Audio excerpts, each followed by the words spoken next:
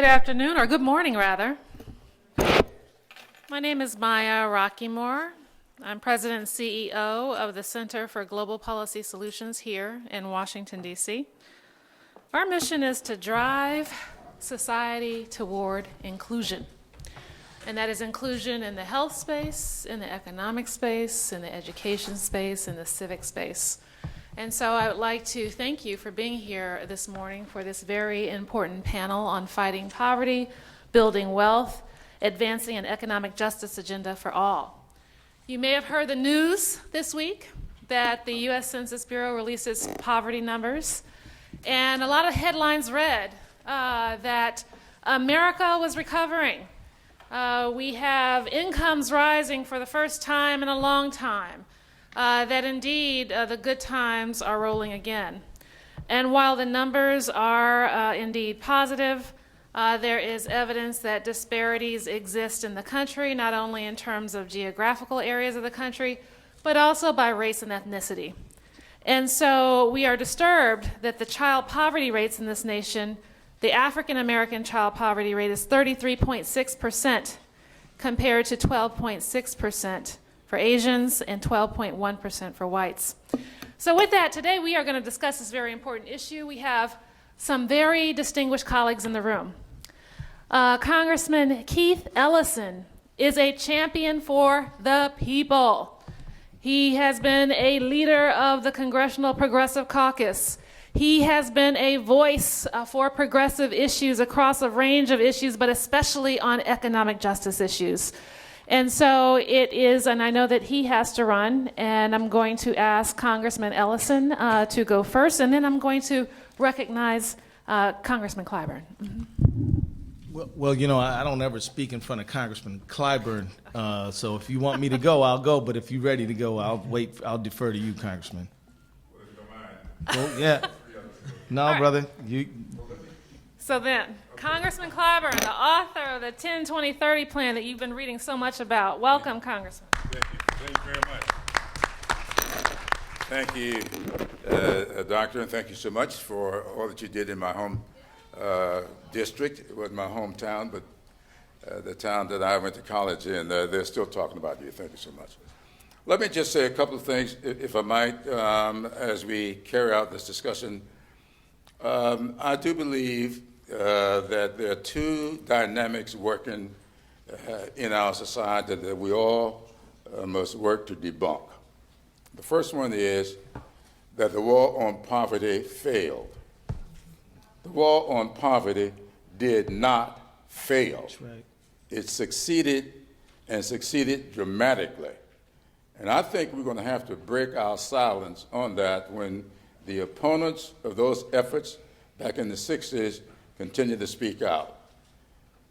One of the reasons they continue to do so is because one part of the war on poverty was Medicare. Another part of the war on poverty was Medicaid. It was getting rid of poverty for seniors with Medicare, getting rid of health care costs for low-income people with Medicaid. Education. Our first commitment to elementary and secondary education came as a part of the war on poverty.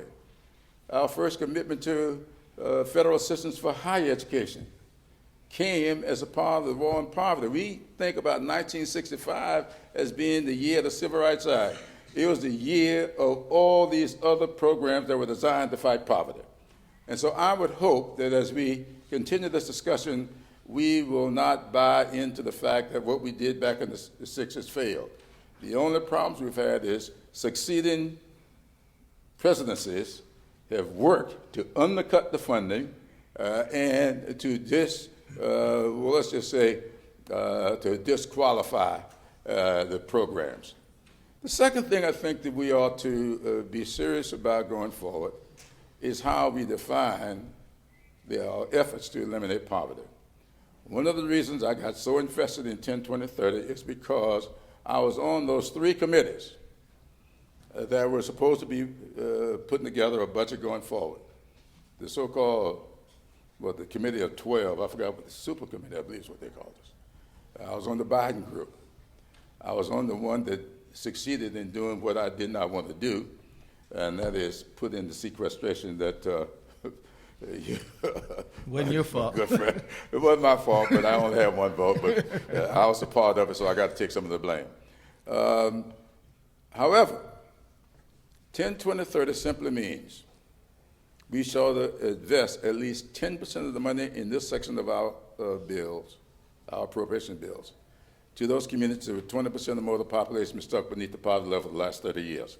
We always define poverty by what existed for the last 30 years. We put all our studies back for 30 years. A new study out last week goes back 30 years.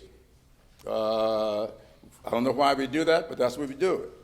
To be persistently poverty, to be a persistent poverty county is 20% or more of the population stuck beneath the poverty level. So I would hope as we go forward, we will not let every discussion of poverty go to race. Right. That's what's happening. That's right. And they disqualify the programs by making them race-based programs. Poverty is not race-based.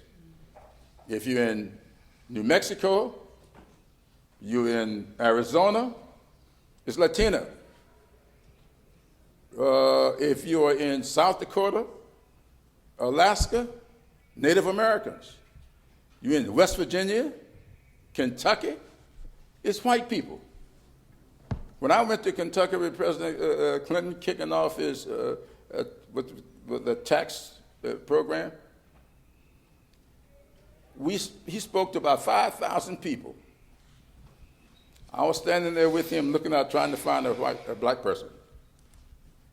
I saw one. In 5,000 people, I saw one. You don't get to black people with poverty until you get to my state of South Carolina, North Carolina, Mississippi, Alabama, Georgia. Other than that, it's not race. So I would hope that as we carry these discussions going forward, we got a tremendous opportunity over the next several years to do something about poverty, to do something real to get this program reignited, if we do not let those two things permeate the discussion, that we failed in the 1960s or that is race-based as we go forward from here. Thank you all so much for all that I know you're going to do to enlighten us on this subject. Thank you. And I apologize, but there's no need to be here 24 years and be a part of leadership if you cannot use it to anytime, brother. You other folks. Not Thank Trump. you so much. Thank you. That was an intended pun. Thank you, Congressman. Should I just go, Maya? Yes. Well, let me just say that it's great to be in the Congressional Black Caucus and the Democratic Caucus because people like Congressman Clyburn are leading the way, are adding tremendous clarity. So thank you, sir, for all you do. And also Congressman Elijah Cummings, who our moderator is married to, been fighting on the front line. And so I just want to say that at this annual Black Caucus annual legislative weekend, another lesson that is important to add to the ones that Congressman Clyburn shared is that we do have advocates who are fighting and leading the way. And in a time when people are cynical about leadership, you shouldn't be on this topic because we got people who are fighting, like all of you in this room, but you also have legislative allies like Congressman Barbara Lee. This is actually her panel. And so feel encouraged that if you have an idea that you think can make opportunity and prosperity more reachable for working people, and I don't just mean working people with jobs, but anybody who might want to work, you should know that you got somebody to go to push your legislative idea with. And don't let anybody tell you otherwise. It's critical that we know that we can do that. Now, I think it's also, Jim mentioned that the war on poverty didn't fail, it succeeded. He's absolutely right. Poverty actually went down from 65 to 1980. It kind of flattened and, was kind of noisy between that time and the year 2000. Then it started moving back up pretty dramatically. And absolutely none of the changes in poverty in our country are just because of events beyond our control. All of them were driven by decisions made in Washington and in state capitals and in city councils all over this country. We made poverty, we cut poverty, we let it go up again, and if we're going to deal with it, it is going to be because we combine our political energies to address it. And that's absolutely essential for all of us here, because the Congressional Black Caucus Annual Legislative Weekend, it might be the largest gathering of African American, political types in the country. So if we can't come here to talk about what we're going to do, there's not that many other places we can do it. We have to make full use of that. Now, so it's a political reality. Now, you should know that all over this country, people are responding. We have Fight for 15, 15 Now, welfare rights. Just today in New York, a successful effort, they lobbied Mayor de Blasio to do fair scheduling. And if you guys, know about the whole scheduling issue, anybody know what a clopening is? Anybody ever done a clopening? Well, that means that you close and open at the fast food. And let me tell you, that ain't nothing nice. To be getting done at 1 o'clock in the morning, cleaning out heavy grease pans, and then get up at 5, that is the reality of literally millions of people. And so fair scheduling is a part of attacking poverty. Also minimum wages, but also I think we've got to embrace this idea of guaranteed income.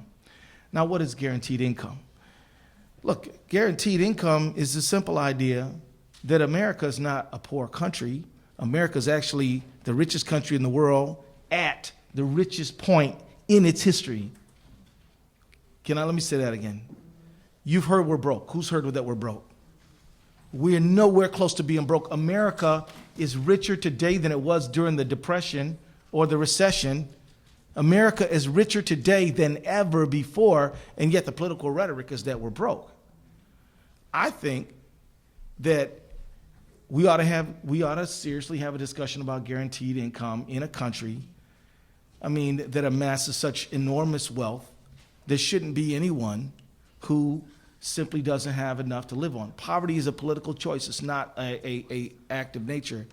And so when you have literally $3 trillion parked off seas because we have a tax law that says you don't have to, as long as you don't bring the country money back in, it won't be taxed.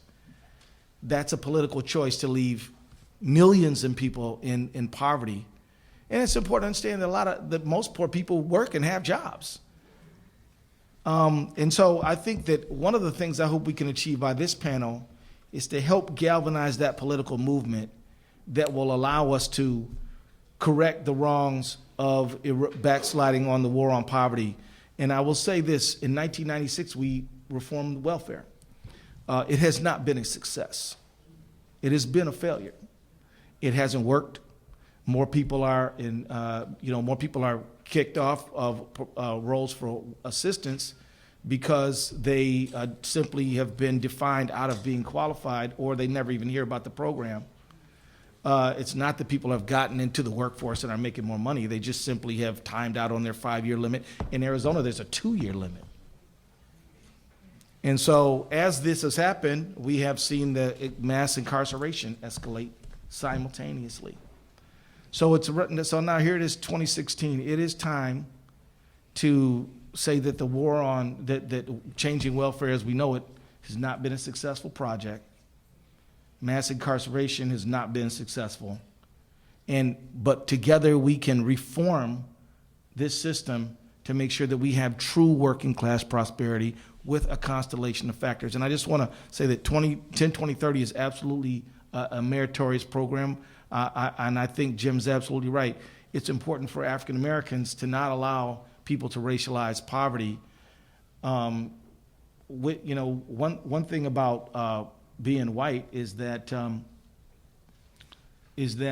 they'll shame you if you have problems like everybody else, and they'll use the racialization of poverty to say it is them people who are on welfare and us good people are not. The truth is, poverty comes in many colors in this nation, but only because we can convince people that it's a black problem, do we allow people to be divided, not unify in order to solve the main problem?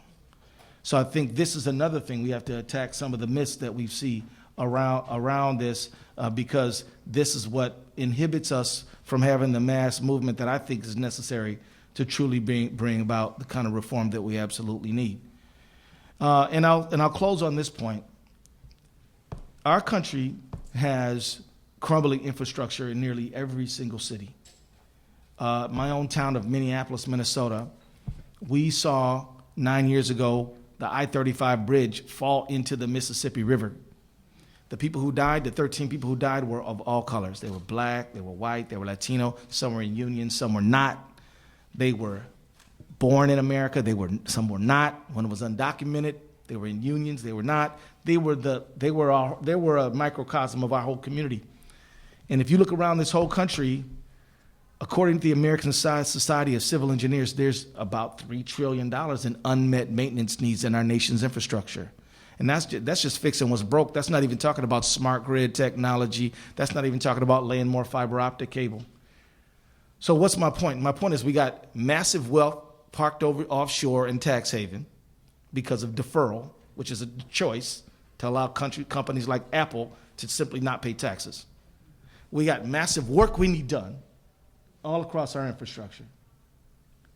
And we got plenty of people who need to do it. And together they can generate the wealth to help the people who are too poor to work, too old to work, or too sick to work. So but it's gonna have to be a function of a movement. And I think that we're not suffering from lack of great ideas. What we're suffering from is coordination and physical movement in the streets toward an inclusive agenda. So that's what I say.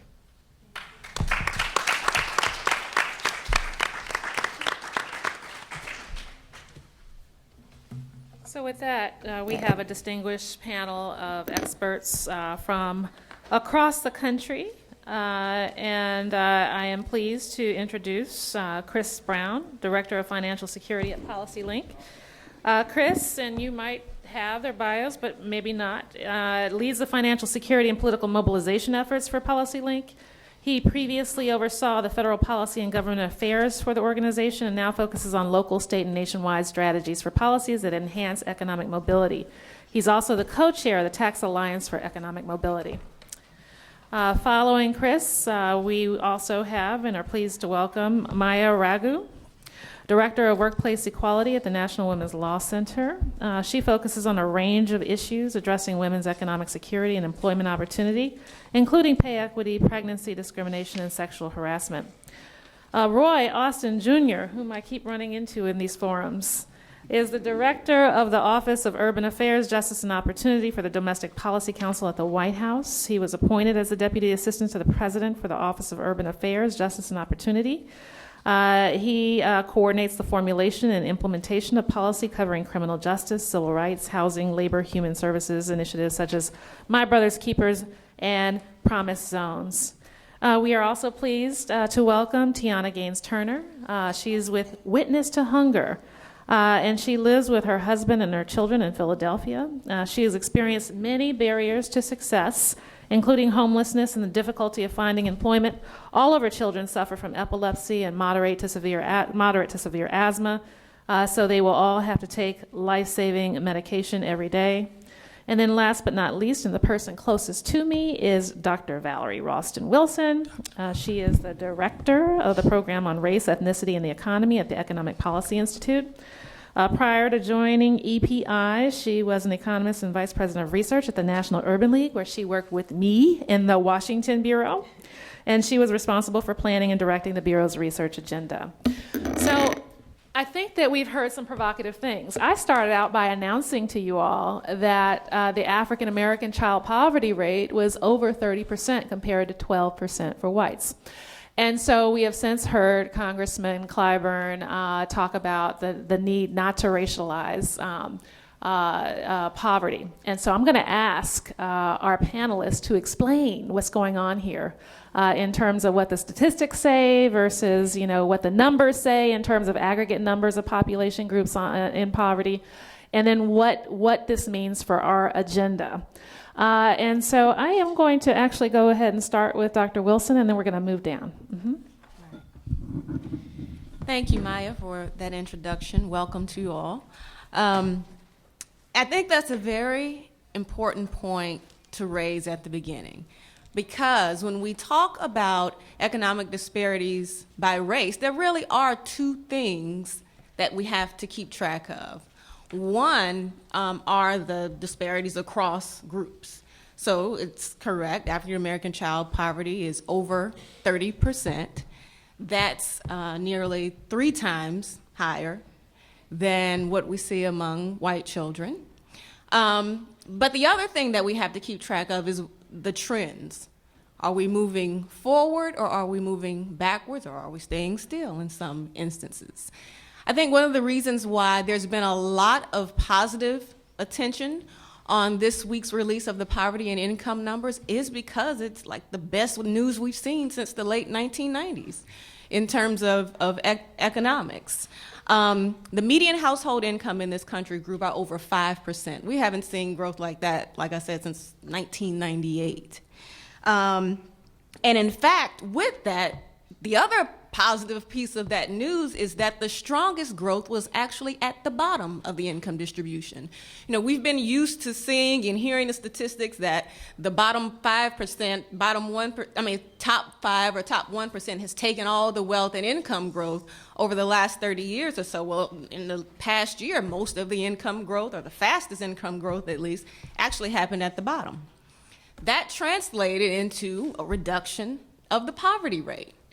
Overall poverty rate declined about 1 percentage point. For African American and Latino households, there was a 2 percentage point decline in the poverty rate. So while it's true that there are still racial disparities, what we see here is that when we have widely shared income growth that is stronger at the bottom, it disproportionately is going to benefit and impact communities that are concentrated at the bottom, which are African American and Latino households. Another point that I want to raise from that report is related to what Congressman Ellison has already mentioned, the fact that when we're talking about people in poverty, we're not talking about people that are just sitting around waiting to see what's going to happen.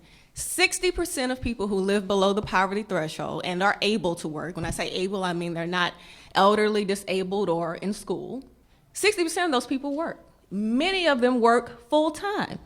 So when we're talking about poverty as an issue, we have to point to and look at what's going on in our labor market and what's happening with wages and wage growth. So another positive statistic that came out this week was that the strongest earnings growth for full-time, full-year workers happened among people of color in the last year. For African American and Latino women, that growth was over 7%, compared to about 4.5%, I think it was, for white women. And on the same thing on the male side, we saw stronger growth among African American and Latino men. And so that's why we're starting to see, some movement forward, along the continuum of what's happening with poverty trends. But given that those racial disparities have been so persistent and so long-standing, it has not eliminated the gaps. What that says is that there's still more work to do. We're starting to see what kinds of things help to alleviate poverty, but we have to go beyond that to begin to close those racial disparities. And what is the largest population group in terms of race and ethnicity who are poor? It would be white Americans. Okay. Because they're the largest demographic group in the country. All right, just to be clear, I just wanted to point that out. All right, Maya. Thank you, and thank you to Representative Lee putting this panel together to highlight this important issue. So, as Maya said, my work primarily focuses on women and families' economic security. So today, I wanted to explore the gender dimension of poverty a little bit and its relationship to low-wage work, and particularly highlight some of the barriers to advancement out of low-wage work and low-wage jobs that perpetuate a cycle of poverty, particularly for women of color. And this impacts families because many women are the primary breadwinners or co-breadwinners in their families. And so their earnings and their lack of economic stability impacts their children and their families. The reason, the primary barriers I wanted to highlight today, and there's more in the report that we did that you can find outside on the table, you'll have more details. Primarily, it's low wages, unfair treatment at work, challenging working conditions, including issues related to scheduling. I hate to do this. Sure. We have another congressman who's joining absolutely. us. Maya, I'm going to ask you to start at the top of your remarks after regularly scheduled interruption. And so we have been joined by Congressman Emanuel Cleaver. Congressman Emanuel Cleaver is the former chairman of the Congressional Black Caucus. He is a leader in the Congress, and whenever you hear him speak, he is so inspirational. He draws on his spiritual training and upbringing to kind of bring insights to issues of poverty. So welcome, Congressman Cleaver. Ms. Rockemore, Dr. Rockemore, actually don't need me. You got all these people. Professor Keith is probably an expert in many areas. So let me just, my colleague hopefully is on the way, Barbara Lee, and she had asked me to serve on the task force with her for a lot of reasons. One is I grew up legitimately poor, and in fact, I lived in public housing. And I tell people all the time, I had 3 sisters that when the sightseeing people drive by, so they can relate to the poor people, and they see us, my 3 sisters out in the yard, and they say, "Brother, they're gonna fail. He'll go to prison, they'll get pregnant. 2 of them have masters, 1 has a PhD, my sisters." I was the miserable failure in the family, but we were so poor. That our dog ran away, went to the Humane Society. Went there to live, and so, no, you laugh.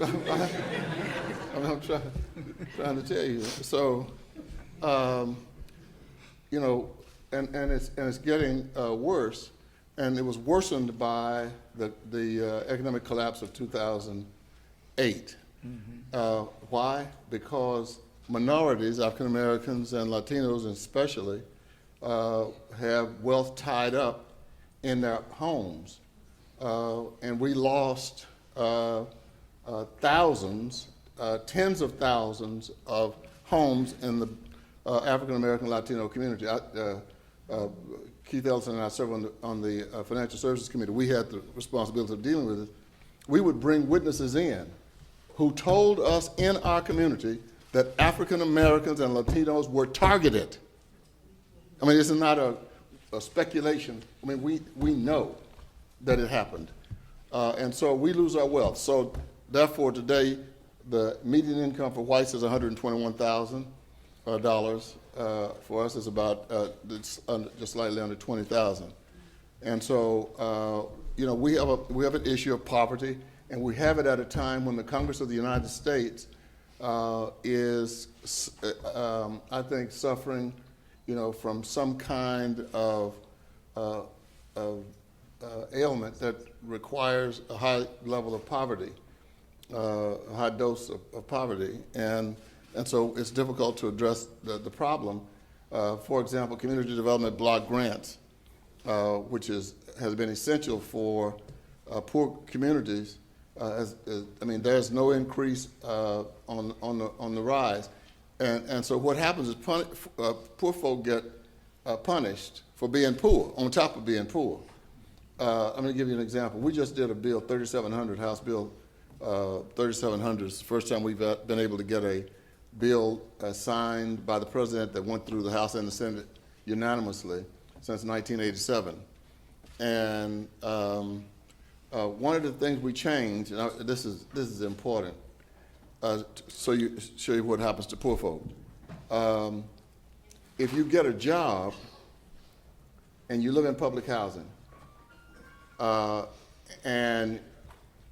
you get a raise on your job, you get punished. How does that happen? Well, your rent is based on your income. So my daddy, we're living in public housing. So my daddy starts working on, he's a maitre d', then he worked at T.A. Littleton's construction company on the weekends, and then he served parties. Well, my daddy had to hide the outside income because he's trying to buy a house, which he did buy, that he lives in this morning. I mean, he's there right now. But he had to hide it because, see, what happens is you get punished. They go out and talk about you. Well, they like living in public housing, which is a lie, but, it's just one of many. And so, well, why don't they try to get out? Well, because you won't let them out. Right. I mean, you're trying to save money to get out, and every time you save some, they up your rent. So, see, what happens is I can go through a whole list of things how you get punished for being poor. And that's just one way, and then it gives them propaganda. So in the same vein, we had a case in New York. Anybody here from New York? Okay, you may already know about this, where this guy who was a millionaire moved back into public housing. No, wait a minute now. Well, hold on. This, especially for black people, hold on. So they came to our committee. I'm the ranking member on housing. So they come in, this is horrible. This is horrible. It's not horrible. This man loves his mama. His mama is sick. He leaves his home over in New Jersey to come stay with his mama because if his mama is like your mama or my daddy, they ain't gonna move. And his mama was sick. So he moves in. Now this is hurting him. This is the man that got money. His mother will not move. So he moves in with her to take care of her. So they want to kick her out. So y'all who were getting upset, just think about whether or not you love your mama. And what would you do? I'm serious. And what would you do for your mama? I mean, think about that. So it's a big news story, and then so the people who have difficulty understanding things, I mean, they had a field day. Well, we fixed it. Now if you move in with someone, you have 2 years, to stay with them, where they won't, try to up your rent. Because until recently, a lot of African Americans and Latinos didn't know what a senior citizen home was. I mean, everyone was, Uncle Willie gets sick, or we didn't know anything about Alzheimer's. He's getting senile. He moves into the back room. There's nobody sending people off to home. So anyway, that shows you how we get punished. But the system that we have right now and the Congress we have right now is designed to keep people poor. It's designed to keep people poor. And for example, anybody here know the percentage of fraud in SNAP? Pretty low. Anybody? Somebody? It's 1. But if you come to our committee, I mean, this does 99% of the 1% food stamp fraud. 1%. Now, and then what they wanted to do in our committee, I'm so glad that my colleague is here. Y'all not even gonna believe this. So they introduced an amendment to require SNAP recipients to take a drug test before they could get food stamps. Yeah. Now the bankers came in. I wanted them to take a drug test. They came in. They came in and got billions of dollars during the economic crisis. I mean, why they can't have a drug test? I mean, you got to be on drugs to mess up $200 or $300 million.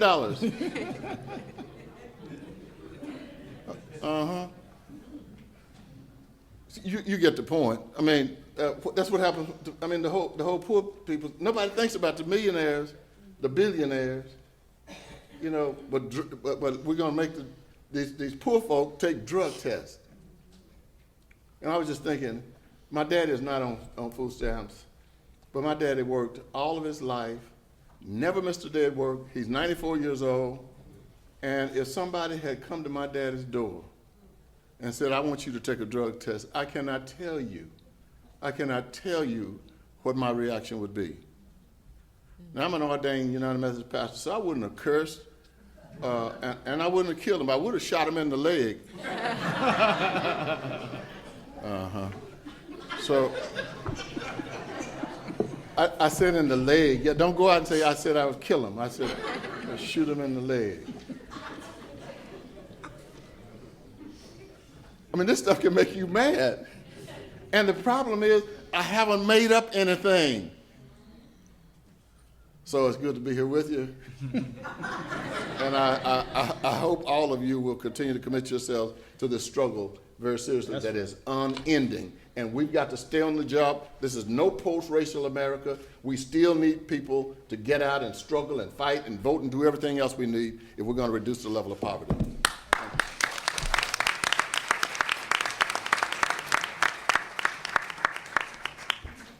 So thank you, Congressman from the great state of Missouri, Congressman Cleaver. Maya, the intersection of gender, poverty, wages, and work. Great, thanks. As I said, I wanted to use my time today to highlight some of the barriers to advancement out of low-wage jobs that perpetuate a cycle of poverty, particularly for women of color, and particularly for women who, many of whom are the breadwinners in their family, so their lack of economic security has an impact on their children. And in particular, I wanted to highlight issues related to low wages, unfair treatment on the job, challenging working conditions, which include the unfair scheduling practices that Representative Ellison mentioned, and minimal access to minimal benefits, important benefits like paid leave, paid sick days, and health insurance. The issue of low earnings is critical when we talk about women's economic security and poverty because women are 2/3 of low-wage workers in this country. They're almost 2/3 of the minimum wage workers in this country, and almost 1/4 of minimum wage workers are women of color. So, you know, the stereotype is that low-wage workers are teens or in fast food jobs, but that's actually not the reality. They are adult women.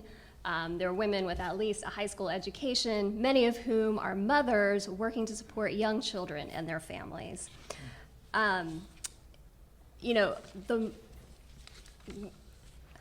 people of color, particularly African Americans and Latinos, are overrepresented in the 10 largest low-wage occupations, particularly women of color. So for African American women, there are a huge share of home health care aides, personal care aides, food preparation and serving workers, and child care workers, which is the great irony because the women who are paid low wages to look after other people's children cannot themselves afford quality, affordable child care. So true.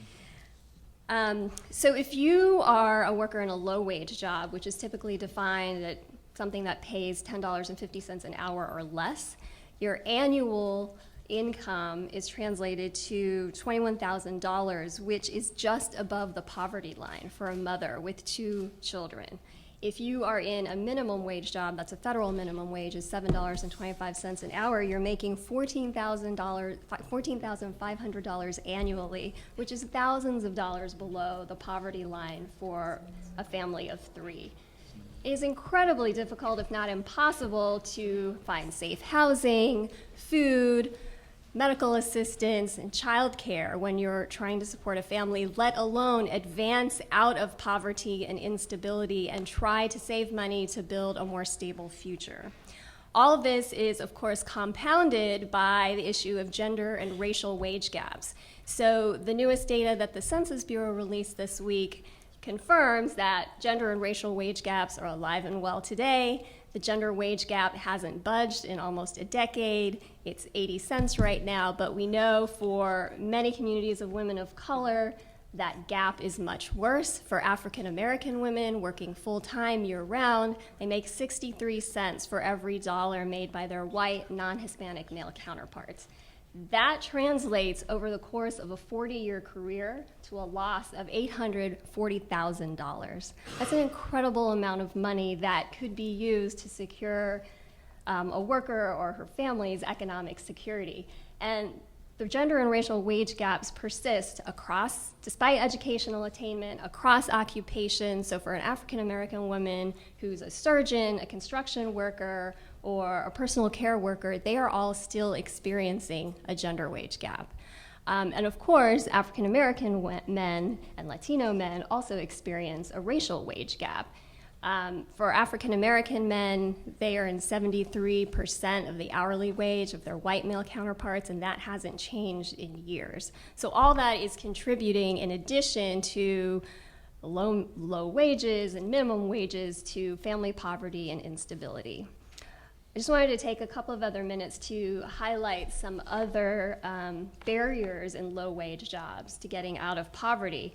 One has to do with unfair treatment on the job. So I'm talking about racial harassment, pervasive sexual harassment, especially for women who are trying to enter traditionally male-dominated fields, which are high-paying jobs with good benefits that can support a family. Construction workers, STEM jobs. Women face incredible hostility, physical violence, sexual harassment. It's rampant. For some construction workers, they experience, 88% of female construction workers have experienced sexual harassment.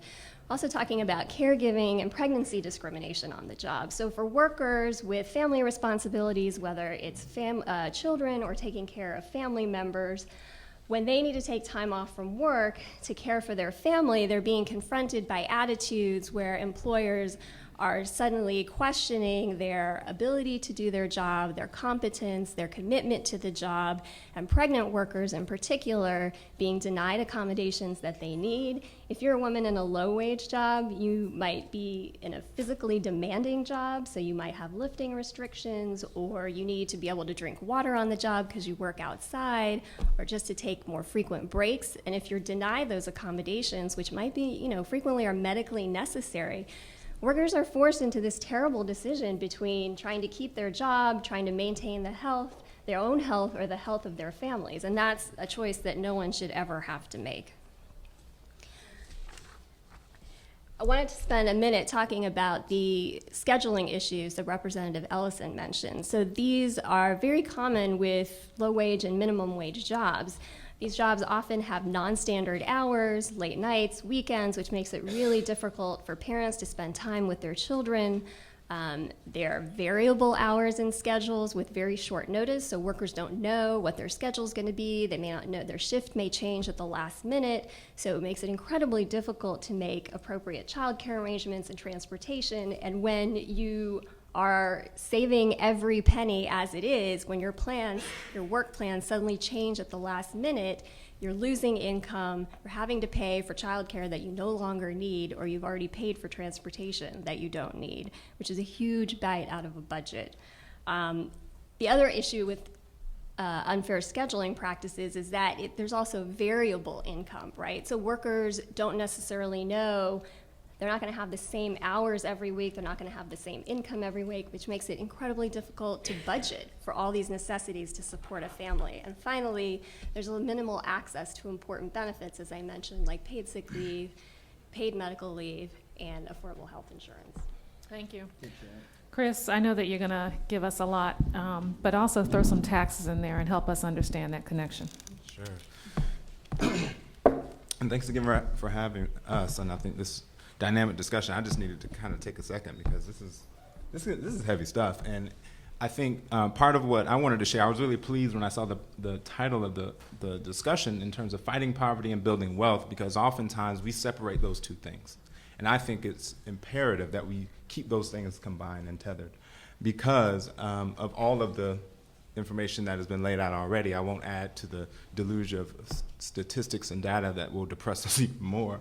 But what I will add is just to help put this in broader context is the question came up earlier about how we de-racialize this conversation. And the crisis that we're facing in America, at least, is today that, yes, that while we are the most powerful and the richest country in the world, we still have a third of our population who are either living in or near poverty. True.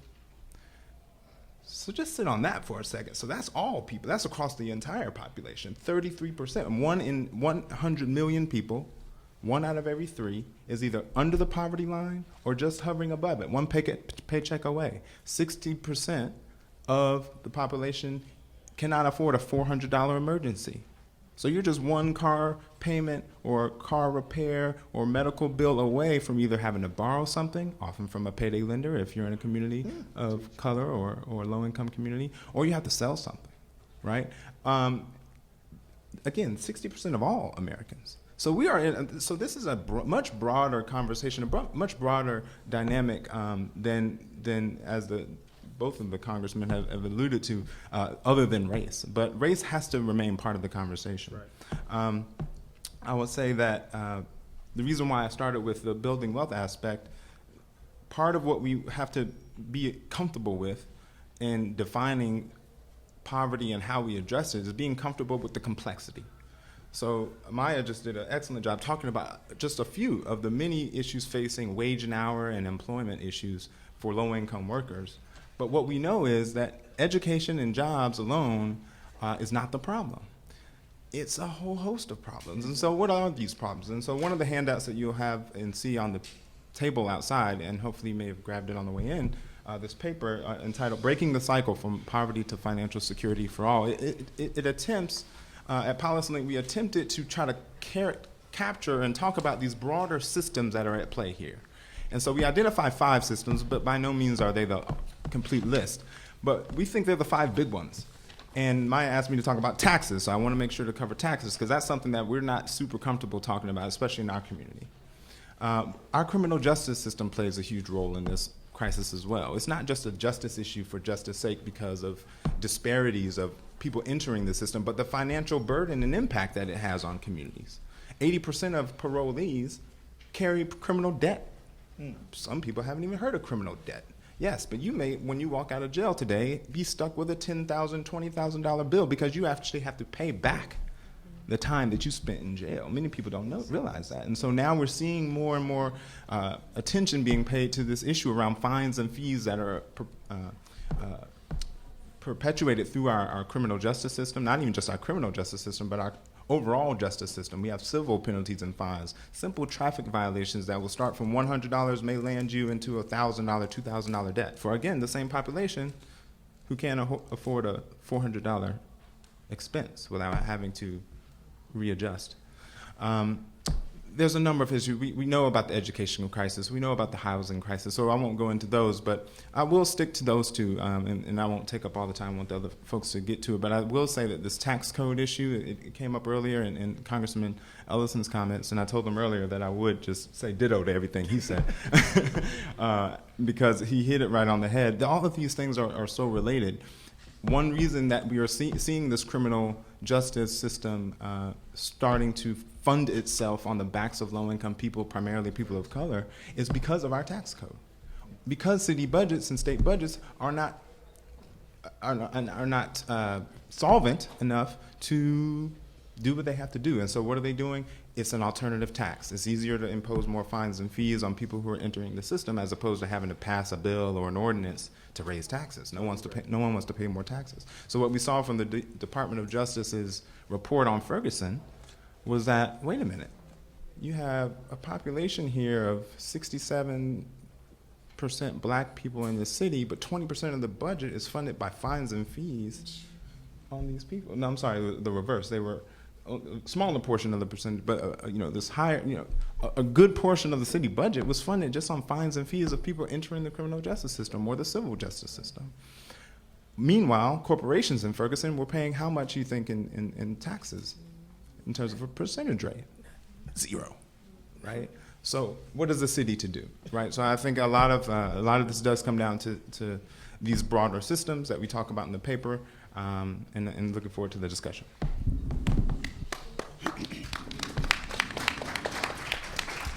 So let me just warn you that the Congresswoman is in the building. So you can start, but when she gets here, I'm going to just cut you off. It's the way it works. It's her panel. So, And just so folks know, I grew my goatee extra long so that you could tell the difference between me and Christopher here, just in case you were wondering who is who here. And I very much want to say ditto to pretty much everybody who has spoken before, though some of what Representative Cleaver said I probably should not say ditto to if I want to keep my job. So I'll just, but for most of what has been said here is really the stuff that I want to talk about. I mean, I think we do have to talk about the census report, and no, it is not the be-all and end-all, and all of our problems have not been solved by the fact that that report came out. But it is incredibly important. I mean, it's incredibly important to talk about the rise in the real median income, because that's the first time we've seen that rise since about 2007. It's important to talk about the poverty rate, overall poverty rate going down by 1.2%, because that's the largest annual percentage decrease since 1999. For African Americans, the decrease was 2.1%. These matter. And what I actually, my message to you is, this is why we need to stay the course. This is why so much as what has happened is so important, and it is so incredibly important that we keep building on the progress that we have made. I mean, we started with a really nasty recession, and I believe I'm about to get cut off. But we started with a really nasty recession here. We are just now starting to see the impact of a lot of the president's policies on trying to help and lift people out of poverty and improve the economic situation for so many Americans. So we have to talk about education, and every Student Succeeds Act is an important part of this, but also school discipline is a part of this, and how do we keep kids out of going into the juvenile justice system in the first place. We have to talk about what Maya was talking about on the labor policies. I mean, it's equal pay, it's scheduling, it's minimum wage, it's paid leave, it's paid sick leave. All of these things are incredibly important for lifting people and families out of poverty. And we need to keep building on these things, and we need to do more on these things. It is the ACA, it is health care, it is making sure that people actually, so that when they get sick, they can get health care, get themselves out of that situation, get back to work, whatever they need to do. So it is the ACA. It is the criminalization of poverty. Christopher mentioned fines and fees. Look, fines and fees are insane. And the one kind of addition I'll make to what Chris just said is, it doesn't actually make the city any more money.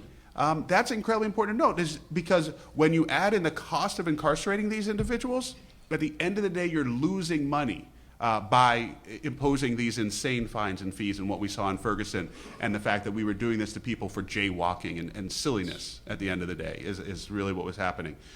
We have to look at the criminalization of homelessness. I mean, we are punishing people for being homeless by locking them up instead of helping them out. And that is a problem, and something that is really troubling. And the thing, and just to kind of wrap this up, I mean, I could really go on and on, because a lot on the criminal justice stuff. And Maya alluded to this, but what we have to remember is discrimination is still there, and is an incredibly, incredibly impactful part of our problem when we look at poverty, especially obviously is when it comes to race. So there's some recent studies that just came out on ban the box, which indicate that these ban the box policies may hurt black people. Well, if you look at what these studies say, one of these studies was a random controlled trial, basically, where they sent resumes with people with obviously black names and people without obviously black names. And what they found is employers were not calling back people with obviously black names. Well, that's not a problem with ban the box. That is straight up discrimination. That's all that is. And so the answer to the question is not, do we remove ban the box? Because in fact, what it showed is that people with criminal records were getting jobs in ban the box. It says we have to do more about discrimination, and this discrimination covers all of these industries. So it's labor, it's housing, it's healthcare, it's criminal justice system. But we have to acknowledge that there is discrimination in all of these systems. And what are we going to do about that discrimination? What are we going to do to make sure that we are lifting people out of poverty, regardless of race, and that those who are struggling the most can actually lift up? And I do want to do one pitch for the Earned Income Tax Credit. This is something that the president has had in his budget since 2014. How do we make sure that it is being given to childless workers and the non-dependent parent? We found, there's a study out of New York that found that as little as $1,000 has an enormous impact on lifting people out of poverty, keeping them in their jobs, on using the Earned Income Tax Credit. This is something that is known to work, and yet every time we put it in our budget, we cannot get it through. This is something that is important and that we need to do more with. And so I say that we need to stay the course. I say we need to build on the course that has been set. And we need to, as Representative Cleaver said, we need to really talk to the people who have difficulty understanding things, because it's actually pretty straightforward what we need to do here. Thank you. So we have been joined by a champion of people who are low income, working people, people who are middle class or striving to be in the middle class. This is a woman who has stood up and basically stood her ground on a number of issues. She fights every day for Americans across this country, and she is a leader. And I just want to take a point of personal privilege to say that one of the most compelling things about Congresswoman Barbara Lee is not that she serves on the Appropriations Committee or the Budget Committee or that she chairs the Poverty, Mobility, and Opportunity Task Force. It's that she's compassionate.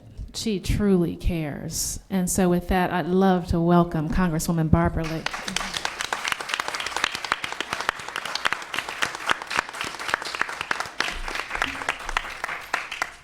Thank you so much for that very kind introduction, but also let me just say to you how much you care and how important your work is. You know, oftentimes in the past, at least, race was swept under the rug, you know, and race is still a factor in America. Well, Dr. Rockemeyer, she made sure that she, through her organization, the Center for Global Policy Solutions, made sure she put forth to policymakers and to everyone around the country the issue of race as it relates to the wealth gap. She was not afraid to talk about race when it came to economic justice. And so we have to just thank her, because now she's everywhere talking about this. And it's so important that we not forget that discrimination still exists. Thank you very much, Roy, for saying that and reminding us of that, but also in terms of what happened during the subprime crisis. You know, how that debacle, you know, that real, you know, effort to target minority communities, what that has done in terms of our ability to accumulate wealth. And so, again, Dr. Rockemeyer has been right on the cutting edge of that, so thank you again very much. To all of our panelists, let me say thank you, and I want to say just a couple of things about where we are in Capitol Hill, which is very difficult to talk about right now because you know where we are not. But even though we are not where we should be, you have a Congressional Black Caucus that continues to work day and night to develop policies and legislation to lift people out of poverty into the middle class and to create opportunities for all, recognizing that discrimination still exists. Yes, I'm a member of the Appropriations Committee and the Budget Committee, and we have an opportunity there to craft a budget that speaks to the priorities that you've heard today. But of course, the political will is not there to address it. You've heard maybe the poverty agenda of the other party, and it's an agenda that would put more people into poverty. So you have many on Capitol Hill who are working to pass, like my legislation, cutting poverty in half in 10 years. We know we can do that. We know how to do it. This panel is talking about how to do that. We also have legislation, pathways out of poverty.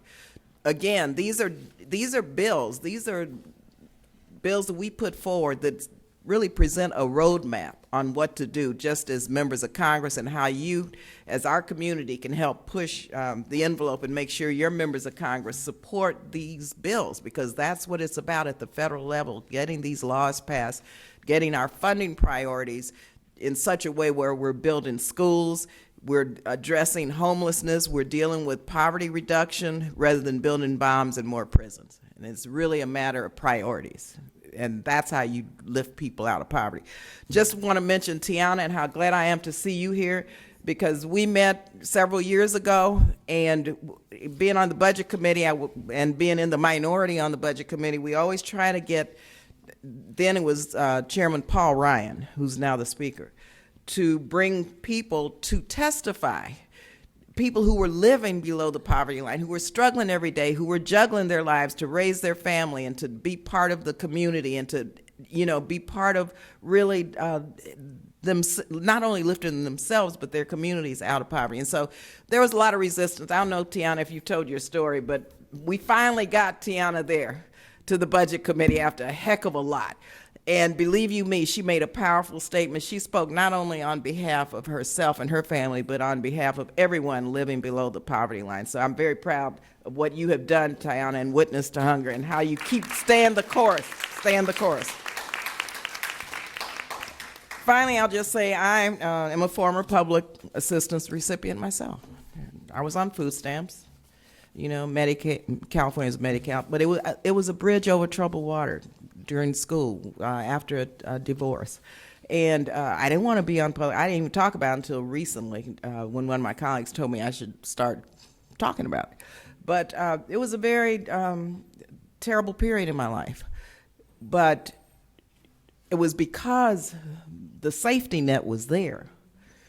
And there were those who cared about me in my community that I was able to finish college and get a master's degree in psychiatric social work and work for Ron Dellums and start a business and had 350 employees. And now as a member of Congress, I'm trying to help others find this pathway themselves.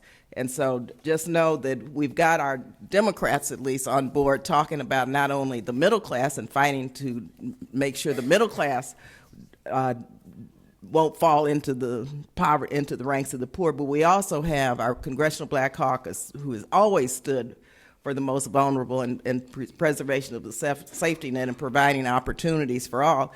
But we have now the majority of Democrats in Congress, and I chair the task force, and we have probably 80 or 90 members on that task force who are talking about the poor and the most vulnerable and the safety net and poverty and what it takes to lift people out of poverty. And so just know you have a group of members of Congress on Capitol Hill who care about this and who want to see, poverty.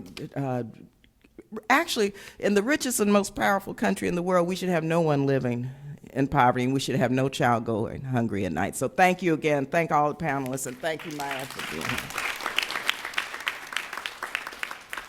Tiana, I think she gave you a great introduction, so take it away. Yes, she did. And let me try to get this.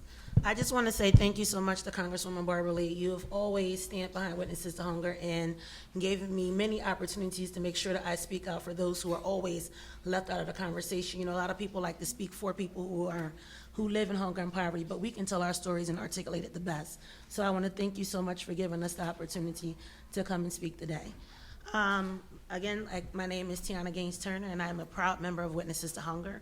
And I'm basically, as my fellow panelists did so well, just shine a little light on the struggles around hunger and poverty in Philadelphia. So right now, in Philadelphia, the poverty rate is 26%, and deep poverty is 13%. I feel like we need to focus more on Philadelphia, and we need to make sure that we highlight the things and the problem that is going on in Philadelphia. Right now, Philadelphia has the highest poverty rate in the United States. Once we tackle this in Philadelphia, then we can move on to Detroit, Baltimore, and Chicago. The unemployment rate right now is 6.5, and that is the lowest it has been since 2017.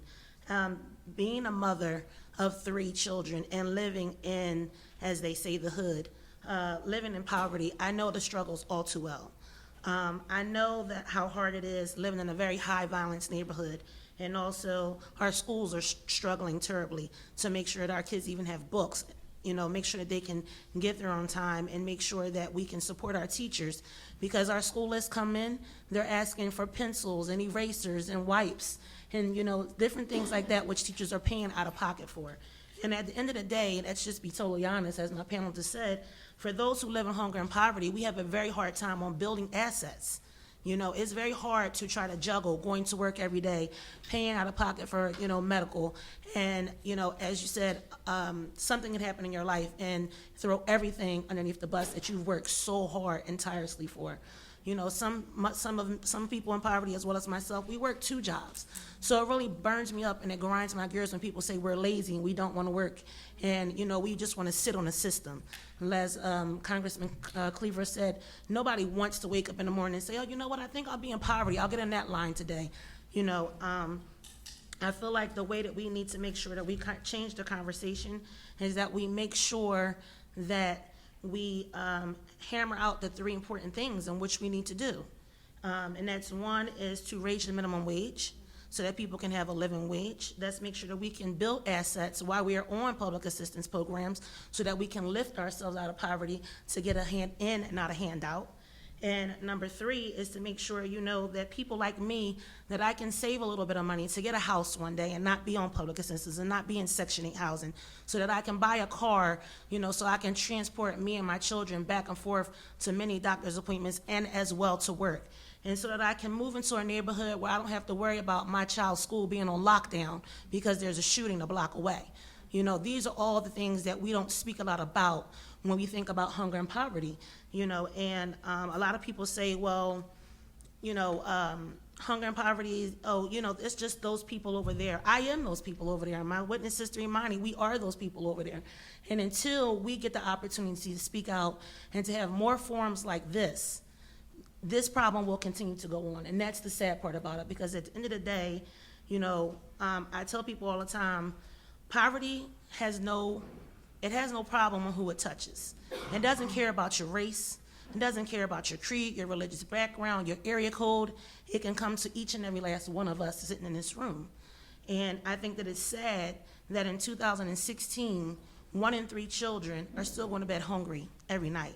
Our seniors are having to negotiate whether we pay for our medical or do we pay for food.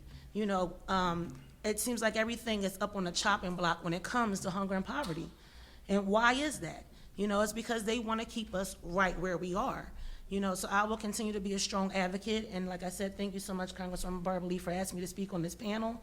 I will continue to fight every day to make sure that those who are normally left out won't be left behind when it comes to conversations like this.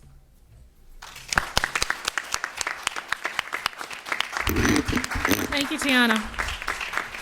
So I want to ask 1 or 2 questions, but I'd like to also open it up for 2 folks who might have a question before we move on to our next panel. The first is the whole notion of colorblind is a theme that I think that I think that I've heard today.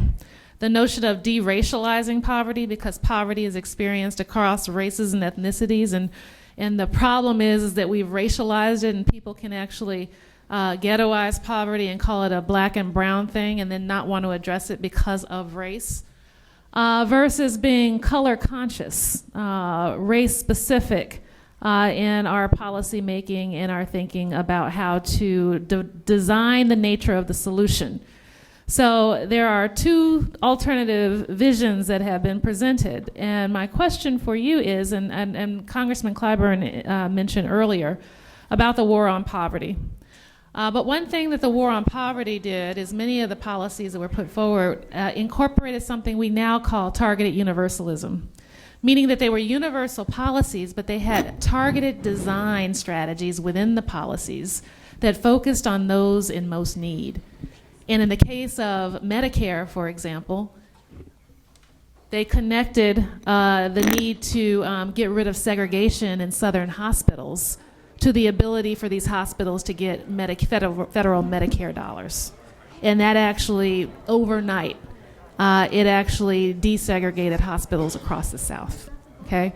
Those are the kinds of strategies that we need to build. So what I'm arguing, and I guess I'm on my little soapbox right now, is that we not approach this in a colorblind fashion. Yes, we build commonalities and we build movements across race and ethnicity and across bipartisan the aisles, but we also have to be conscious about the deep pockets of need and how to design policy to meet that. And sometimes that's racialized. Okay. So now it is my distinct honor and pleasure to introduce you to someone who I did not get to introduce last night, but now I get the pleasure of doing so. This man is from the great state of North Carolina. He is a former judge. He is the current chair of the Congressional Black Caucus. Ladies and gentlemen, G.K. Butterfield, chairman of the Congressional Black Caucus. Thank you, thank you, thank you. Good afternoon, one and all. When I awakened early this morning, the first thing I did, as most of you do, is to grab my iPhone and look at my messages, didn't have on my eyeglasses, and had an email from you. but I couldn't read it. And so I put the iPhone down and found my eyeglasses, came back, and it had disappeared. And I have looked in deleted items, I looked in archived, I looked everywhere for it. Please send me your email again. But thank you. Thank you very much for coming, and thank you for sharing in our annual conference. When I say our, I mean the Congressional Black Caucus Foundation. I want you to differentiate that against the Congressional Black Caucus, because they are separate entities. They have to be separate entities by law. And so I come to you today as the chairman of the Congressional Black Caucus, 46 African Americans who serve in the U.S. Congress from 22 states plus D.C. and the Virgin Islands, and collectively we represent more than 30 million people. And so I'm the chairman of that august body and have been for the last year and a half, with a few months remaining on my term. There are 46 members in my caucus, as I said. The bad news is that we're losing one seat. Charlie Rangel is retiring from Harlem, and he will not be replaced by an African American. We have literally lost that seat. That is the bad news. But get ready for the good news. And the good news is that we've just won a seat in Orlando, Florida, a new seat. We've won one in Richmond, Virginia, a new seat. We've just won, hold your applause now, hold it. You're burning up my time. Yeah, we picked up one this week in Delaware, Lisa Blunt, Rochester. We are picking up one in Los Angeles, Isadora Hall, and probably a United States Senator in California, Kamala Harris. And so we are ready. We are ready to break 50. And if you will keep a secret in this room, and I know you will because I can tell that all of you believe in privacy, we may also pick up a Senate seat in the Commonwealth of Virginia, because Tim Kaine, the candidate for vice president, is the United States Senator. Once he is elected, he will be resigning his seat in the United States Senate, and the governor of Virginia will appoint his successor. And guess what? Bobby Scott, Congressman Bobby Scott, I'm not announcing because I don't know. I'm just saying. You know, I'm just saying that Bobby Scott is the senior member of the delegation from Virginia, and I think he is well positioned to be seriously considered for the U.S. Senate. So stay tuned to this work. And so thank you, and thank the conveners of this gathering, and especially my dear colleague, Barbara Lee. Lord, what could I say about Barbara Lee? This sister is everywhere, doing everything for everybody, and she just didn't start yesterday. She's been doing it for several decades here on Capitol Hill, and I just want to thank her publicly for her friendship and for all that she does. She is a wonderful, wonderful human being. Ladies and gentlemen, the economic climate in Black America and the division that we see every day in our great country has persisted for generations. It's due largely to our country's sad history of racial divide. It's due to oppression. It's due to lack of access to opportunity. While much of the country has experienced a recovery in the last 6 or 7 years, it has not reached our community. That is a fact. Yes, there have been improvements in the different indices in our communities, but the fact of the matter is full recovery has not reached our community. There's so much work that remains, and nowhere is this more evident than in our communities all across the country. African Americans are struggling and continuing to face high rates of persistent poverty. And let me tell you what persistent poverty is. Persistent poverty is a county or city that has experienced a poverty rate that exceeds 20% for the past 30 years. The Census Bureau classifies that unit of government as a persistent poverty community. And we have literally hundreds of persistent poverty communities in this country. 2/3 of those are represented by Republican members of Congress. And so persistent poverty is an issue that we cannot ignore. Barbara Lee works on it every day. I try to work with her every day on the whole question of persistent poverty, unemployment and long-term unemployment, as well as lower incomes and slower wealth accumulation as compared to white households. I want you to consider the following. The median income of African American households is $34,600, nearly $24,000 less than the median income of white households, which is $58,000. The median net worth of white households, net worth, is 13 times the level for African American households. Black Americans are 3 times more likely to live in poverty than white Americans. At 8.1%, the current unemployment rate for African Americans, that's double the rate for white Americans. We got a problem. African Americans are less likely to obtain education beyond high school than white students, and they are less likely to earn a college degree.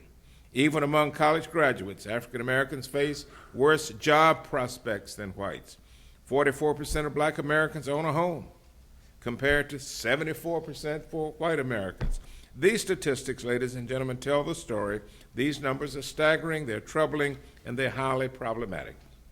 The CBC is focused more than ever on addressing the need for real solutions on issues that have persistently plagued our communities for generations, persistent poverty being at the very top.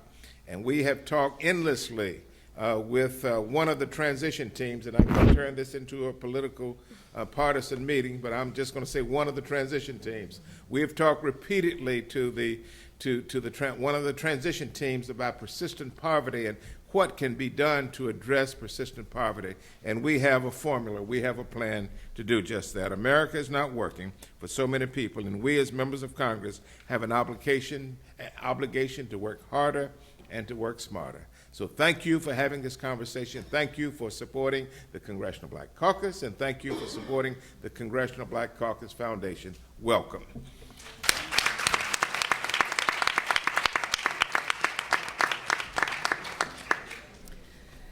So, ladies and gentlemen, time is running short, and so we actually have to move to our second panel. I want to give another round of applause to our first panelists for sharing their insight on workforce wages, and we didn't get to wealth building in a dramatic way, but the second panel is on child care and temporary assistance for needy families. Can I have Amy, Amani, and Tracy come to the front, please? Mm-hmm.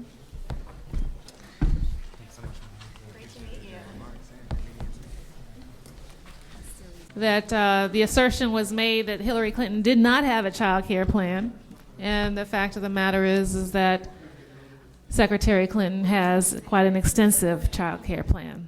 And so the issue of child care, its expenses, how we fail to support women with children and families with children, and what we need to do as a nation, and then what the Temporary Assistance for Needy Families program has done over the past some odd decades since it was creation in the Clinton administration. I believe that might have been the late 90s. So Amy Matsui is a senior counsel and director of government relations at the National Women's Law Center. She works on economic issues affecting low and moderate income women and families, with a special emphasis on child care policy and federal and state tax policy.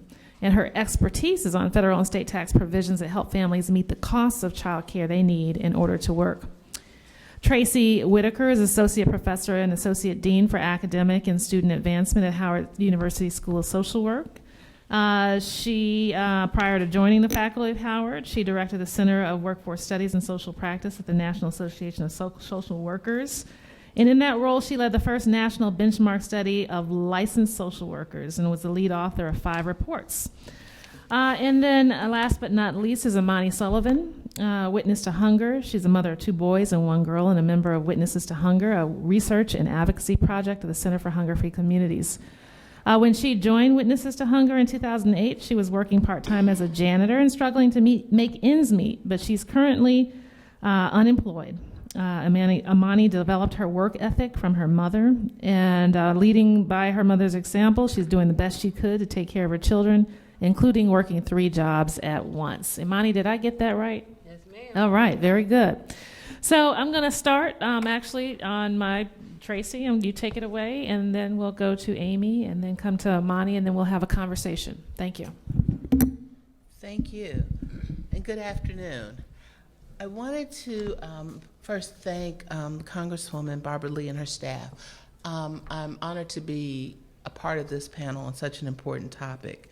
My colleagues at the Howard University School of Social Work and I have just completed a monograph on poverty, and we brought copies, and they're out there at the front desk if you'd like to pick one up. And my particular focus is really in the portrayals and experiences of people living in poverty and how that ultimately affects policy decisions. But this morning I'm going to briefly discuss how the role that child care subsidies actually play in TANF compliance. And so I just want to build a little bit of context for this discussion. We know that every parent who's working wants safe and affordable, high-quality child care. And we know that child care has evolved from in-home care with a relative or a friend, where the primary goal was safety, to an industry that has focused on achieving multiple goals that are no longer limited to safety, but also include preparing children for learning in structured school environments. And as the goals of child care have expanded, so too have the cost. The costs associated with child care have left many families with modest incomes struggling to identify high-quality child care offerings for their children. And parents living in poverty face some similar struggles, but their concerns are often compounded by their lack of financial resources. When we talk about what's available to people, we know that in comparison to their higher income peers, children of low-income families appear more likely to receive poor quality child care, especially during their early years. And even though higher costs don't always equal higher quality, it's often a prerequisite, as many of the qualities of higher quality care, such as better trained teachers, smaller class sizes, and lower adult-child ratios, are often more costly.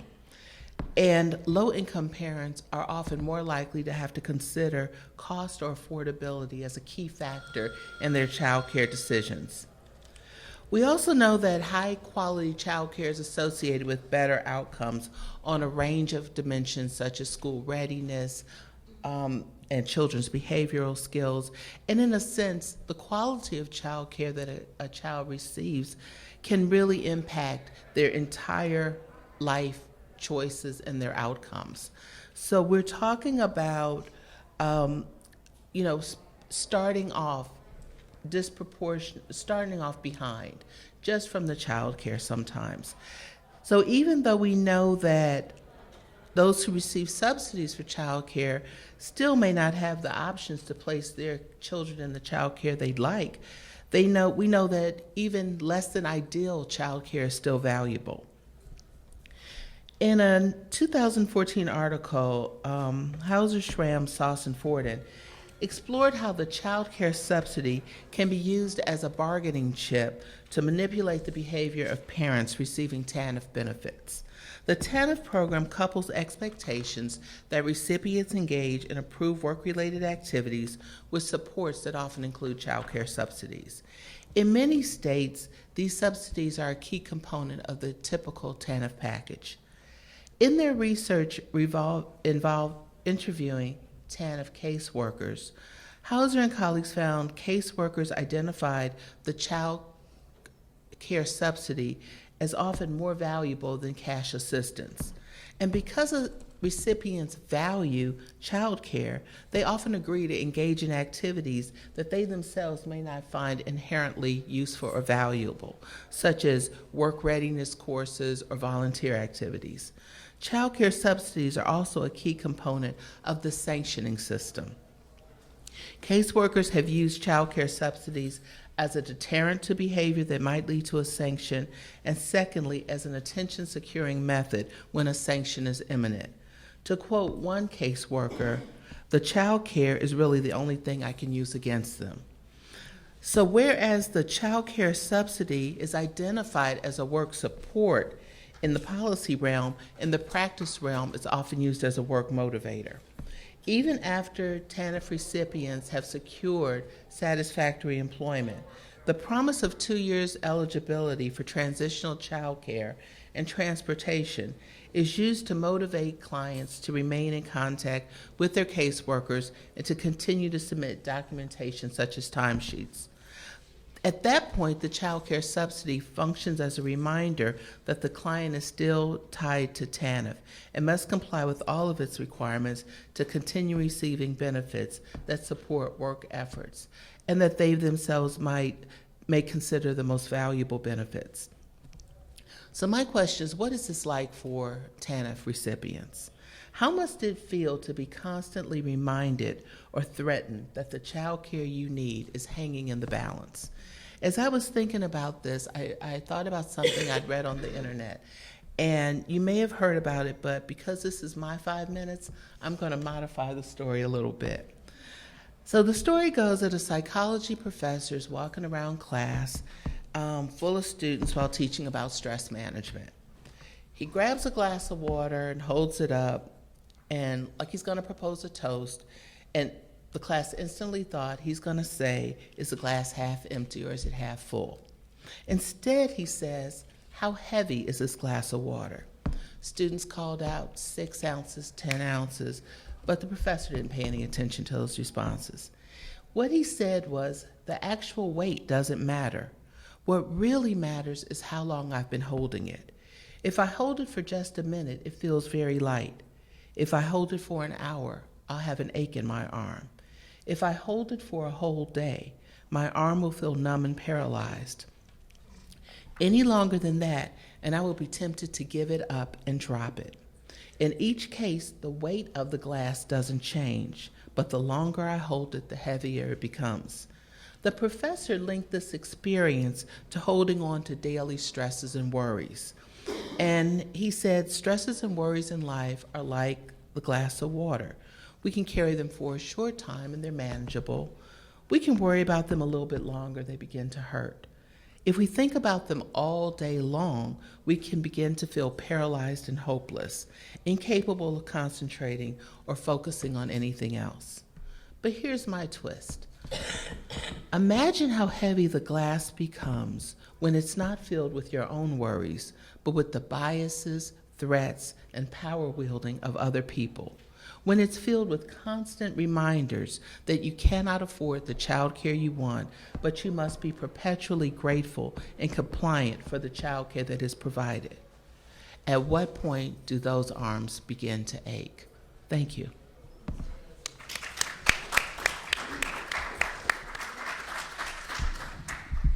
Thank you. I want to echo Professor Whitaker's thanks for being on this important panel and getting to talk about this incredibly important topic. I think that there is an assumption that for people to get out of poverty, you just need to go to work. But that assumption doesn't let you build in all the things that people need to get to work who are parents. It's impossible to hold on a job and work steadily and come in every day if you're worried about where your children are, if they're safe. And every parent wants the best for their child and the best start. And as Professor Whitaker said, high-quality child care and early education experiences are what gets children the start they need to be prepared for math and reading and language when they get to school. Unfortunately, child care is one of the largest expenses that families face. It can eat up to at least about a third of low and moderate income families' budgets. The average cost of child care in the States, as many of you know, ranges between $3,000 and $17,000 for a single child in some states, depending on the age of the child and where the child care is. And so for many families around the country, going to work and having their child in safe, affordable, high-quality child care is not a reality. The fact that families are confronting when they're simply told to go to work and hold down a job and earn money to support their families is that the main sources of support to help them access that care are not available. The largest source of federal funding for child care, the Child Care Development Block Grant, which gives all states funding to help families afford child care, only serves about 20% of eligible black children between the ages of birth and 13.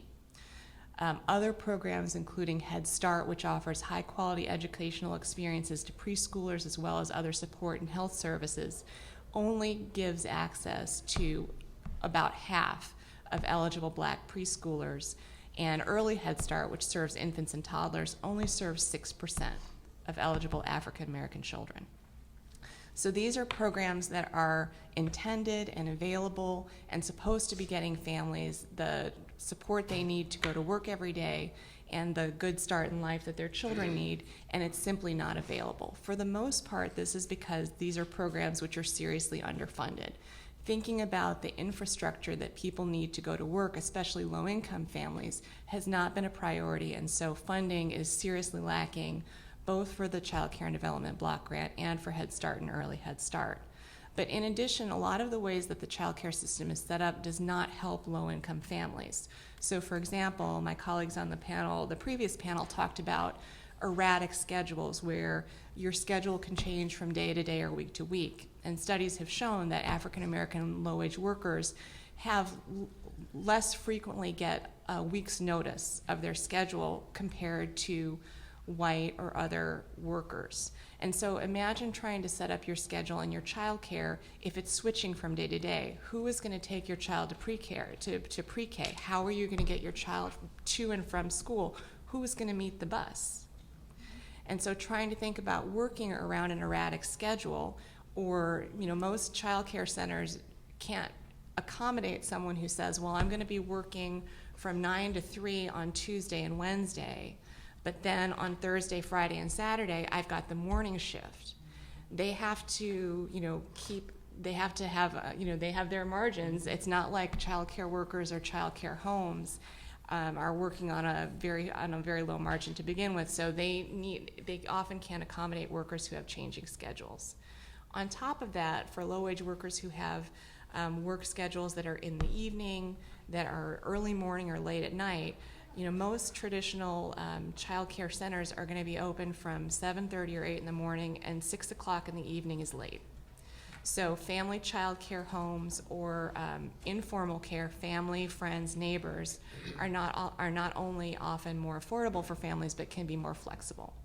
So the things that are needed to help support families in their, the direction to go to work, to make a better life for themselves and their families, and the best start in life for their children, is adequate funding to help them afford child care, but then also supports to help the kinds of child care that families need to meet their actual hours of work. That could be offering more incentives for family child care homes or for child care centers to be open on the hours that workers need them to be to cover their hours of work, or to give more supports to informal caregivers, family, friends, or neighbors, so that they can give resources to children that they care for to be more ready for school. So all of this is a question of priorities, of funding, and about thinking about the systems when we're expecting parents to go to work, what they need to get to work every day and care for and support their families. I'm looking forward to the rest of the discussion. Thank you.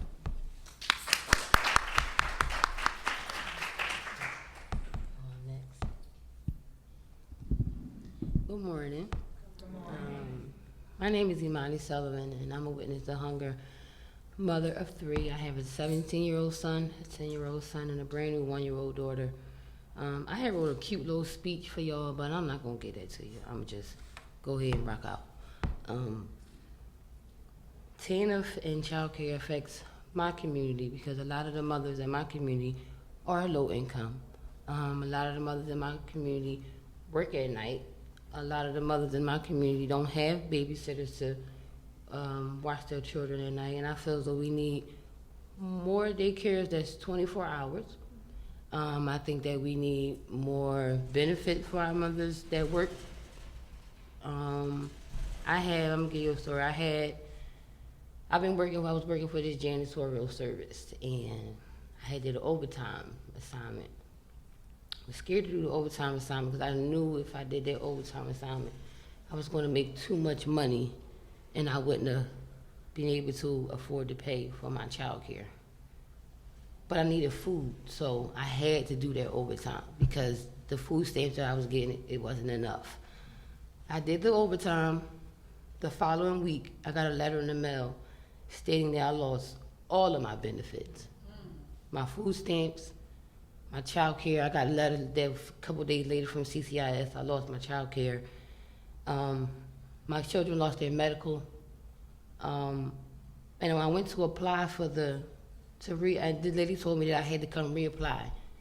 And when you reapply, it takes them 15 to 30 days to qualify you for all of those resources, child care, TANF, medical, all of that. So me and my children didn't have nothing to eat for 30 days until I got qualified again, because I made over 20 cents over the cliff that they have set up for us. So I'm here to advocate, we need to cut that cliff. It shouldn't be a cliff. Because if I had to work 2 and 3 jobs to take care of my family, then why wouldn't you help me at least get over the cliff and don't throw me off the cliff?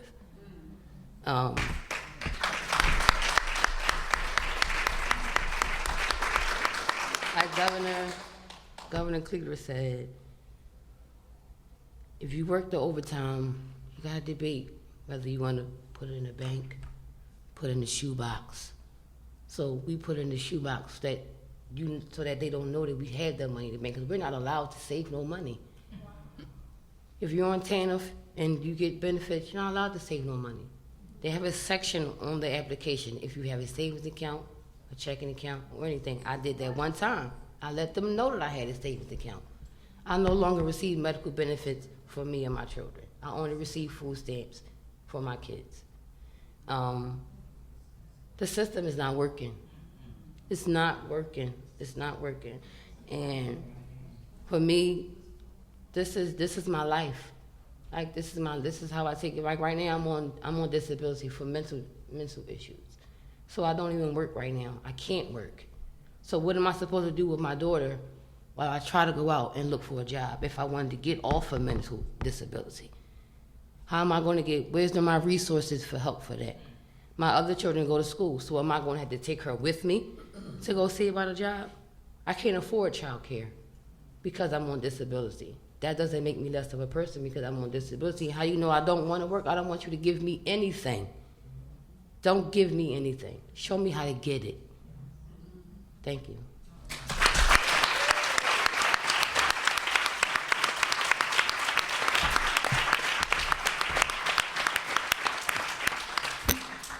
I think we've heard pretty loud and clear that the system does not work. And what Imani was talking about is this asset test that all of these programs have. That if you actually, basically they disincentivize people from actually building savings or having any kind of assets because they lose their benefits. And it's been a growing movement to actually get rid of the asset test, because this whole notion of you fight poverty by building wealth, giving people an opportunity to build assets while still getting benefits. But it hasn't, I don't think that it's gotten traction, particularly at the federal level. So I would just be curious. We didn't talk about TANF much, but TANF has been a disaster. Does anybody want to speak briefly about why it's been a disaster? Temporary, it used to be called welfare. Temporary assistance for needy families. It was a part of the Personal Responsibility and Work Opportunity Act of 1996. It was actually passed under President Clinton.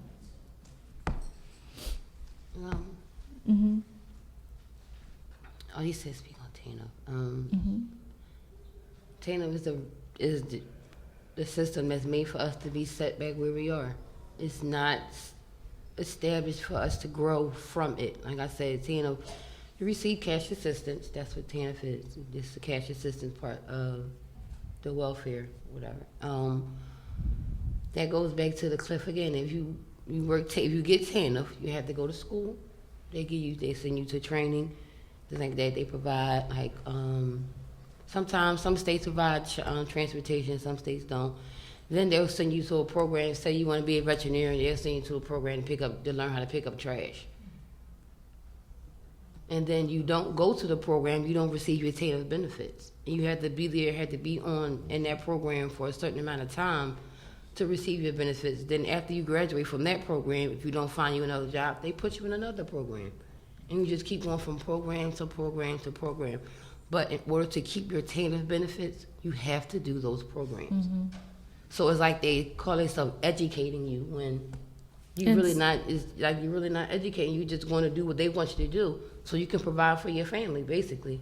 And do they provide child care when you're enrolled in the programs? It depends. Mm-hmm. Now, when you when you start the when you apply for the program, you have to apply for child care right then and there. Because like I said, it's a waiting. They'll tell you a call. They'll tell you it's a waiting list. But you done already been in the program for a week. You got your auntie watching the kids. Your auntie won't know where her money at, or what we gonna do about how we gonna take care of these kids while you in your program. Auntie don't have enough money to feed them while you in your program. So she need benefits or the child care funding to help her take care of your kids. Thank you. To take care of your kids while you're in the TANF program. And then if after you complete the TANF program, sometimes you might get a little certificate or something like that. But like I said, the TANF program doesn't work anyway because that's not even enough. They give you, before I had my daughter, it was me, my son, and me and my 2 boys, and I was getting 201 every 2 weeks to take care of 3 people. How do I survive? How do I take care of 3 people with 201? I had to pay rent because I can't just live with somebody for free. I had to pay for my food if I didn't get my food stamp that month. Say if they send you a renewal packet in the mail, that's part of TANF too. They send you a renewal packet. If you don't they say if your renewal packet is due on the 11th, and you take it in there on the 11th, you have your receipt and everything. They'll tell you that they didn't get it. And you'll be cut off. Then you got another 30 days again.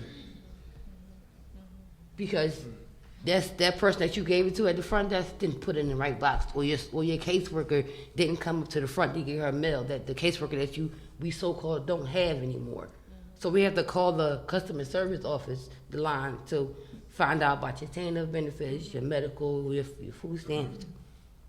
We no longer have contact with caseworkers. So I might go to my welfare office tomorrow. I might see Miss Loretta. If I go again on Wednesday, I might see Mr. Johnson. Then now Mr. Johnson, Miss Loretta, Miss Louise, Mr. Johnny, all of them know my information. So what are we supposed to, like, how do you just tell me that I got to do this I'm supposed to survive on this 201, I got 2 kids and I got rent and bills. And then I got to feed them in the same process. But the little bit of food stamp they did give me because I work, I don't qualify for that amount. And then if you work, you don't get TANF, you don't get cash assistance. You get cash assistance for I think 3 months when you find a job. After the 3 months, that's it. And they only give you $50 for the 3 months. They carry you over until you get your paycheck or until you. So that's what welfare reform was all about, and it also created a 5-year time limit on lifetime benefits that you can receive, TANF or cash assistance through TANF. And then a lot of researchers and others are saying, we've gone through this great recession, and many people tapped out their 5 years. What happened to these people? Because they were not getting public assistance, cash assistance. And so these are the issues. My one question before I open it up to the audience, if any of you were president tomorrow and you had all of the resources of the federal government at your fingertips and you had a compliant Congress, what would you seek to change and how would you do it? Oh, that's for us? Any one of you, anybody. Oh, well, I've been talking, so I guess I'll keep on talking. My 3 topics would be affordable housing. Affordable housing. Affordable housing for low income. Like I said, don't help me. Don't give it to me. Help me get it. Better benefits for people with mental disability, for like myself. Just give me, I say medical benefits, low income housing, and more job opportunities. Like give me more training so that I can be qualified for that better paying job. Don't just give me any kind of training that you think I should get because that's in the budget right now. Give me the training that I want so I can qualify to get the job that I want, so that I don't have to be getting your medical benefits. I could be getting it from my job. I can afford to buy me a house. I don't have to live in low income housing. That's my 3 things. Thank you. I'm not gonna talk no more. I think I would just say I would turn the question around. Okay. That instead of thinking about, how to cut people off of benefits or stop them from taking things from the government, to think about what people need to succeed. So I think redesigning the system and redesigning what the reason that government's there is to help people work with dignity and meet their full potential. So I think just shifting the question is an important one. Okay. I don't think that the things I'd want to change I could accomplish as president. And so what I'd like to throw out is that welfare reform came out of a climate that was so hostile to people who were living in poverty. And so what I'm concerned about is kind of the perpetuation of the myths about those poor people as opposed to us, as opposed to, a crisis in somebody's life should affect people the same way. A person who's hospitalized should be able to get care for their family. One family shouldn't be thrown, what did you say, Ms. Sullivan, off a cliff? Off a cliff. And that is a really good way to think about it. And I just wonder, because I hear it again, when we talk about the images of people living in poverty, it builds a callousness that translates into policy. I think about the movie Precious, that, oh boy, we're so proud to get, an Academy nomination.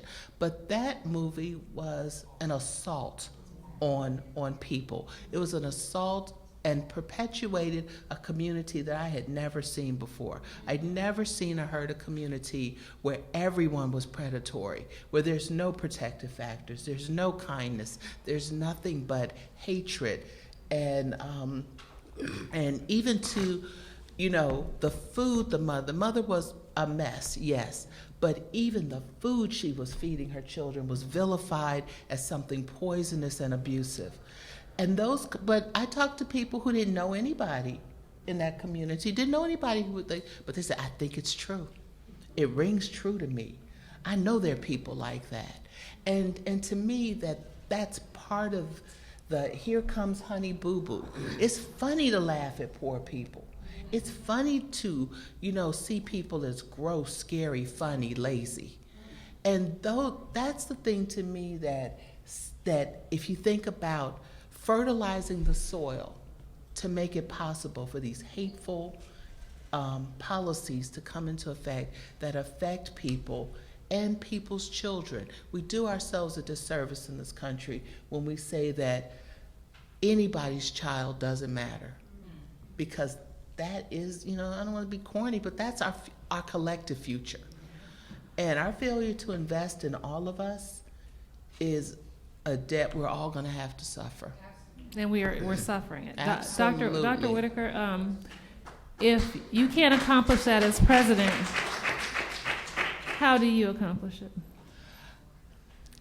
I think we have to have voices that are as persistent, putting out counter narratives, because it isn't so much that we need to believe particularly good things about any group of people in their economic circumstances, but we absolutely believe. I teach social work, and one of the things I'm challenging my students all the time with is these embedded biases about kind of the goodness of rich people. The goodness, the smart, we see what's happening in our election, the inherent positive qualities and attributes that people get the benefit of without doing any of the work to earn it. On the opposite side, we see a vilification of people who also haven't earned that vilification.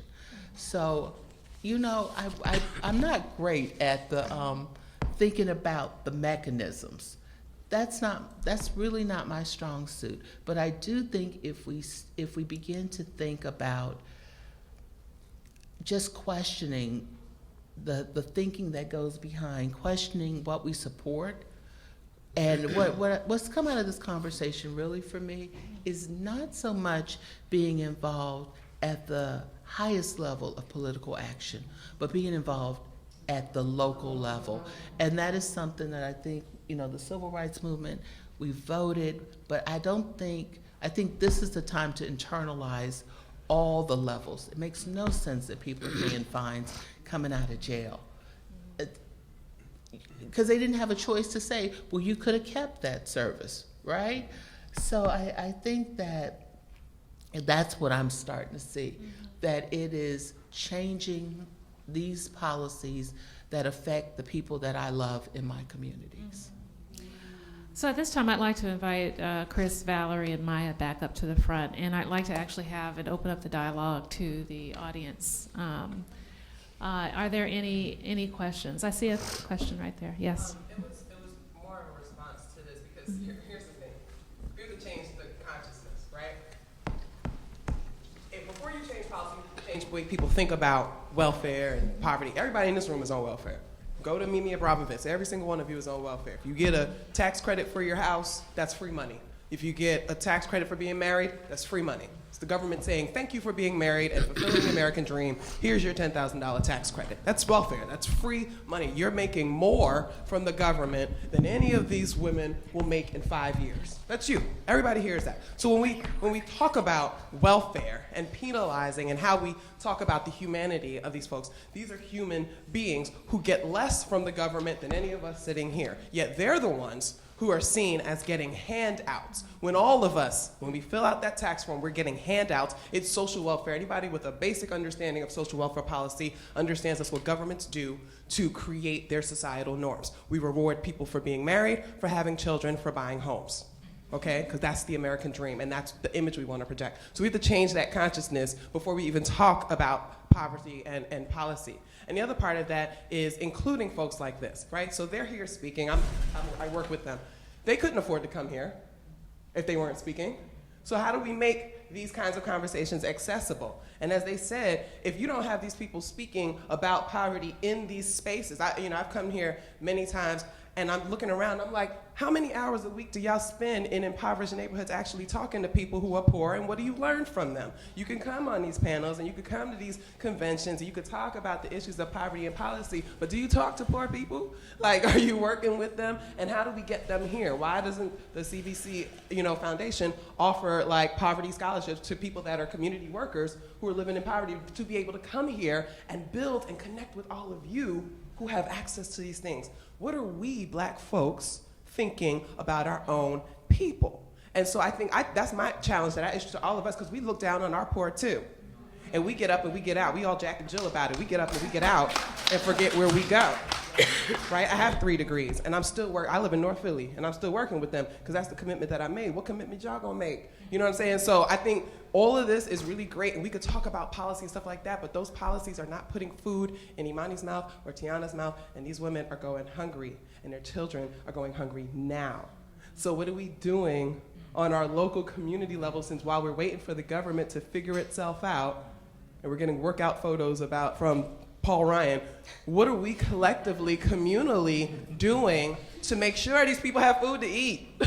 That's my question. What are we doing once we leave these conventions, I can't even say going back to the communities, because most of us don't even go near these communities.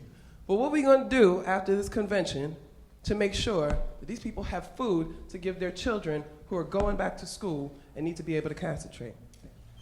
Well, why don't you tell us what we need to do? No, they just told y'all. If y'all are listening. So you were asking a question that they've already given us the answer to. No, I'm asking a question for more of us to say, you said it was open in conversation. So Yeah. What are some of the other folks that what Yeah. Thank you, sis. And I'm from Birmingham, Alabama. I never lived there before. I'm from Los Angeles, California. I moved to Birmingham.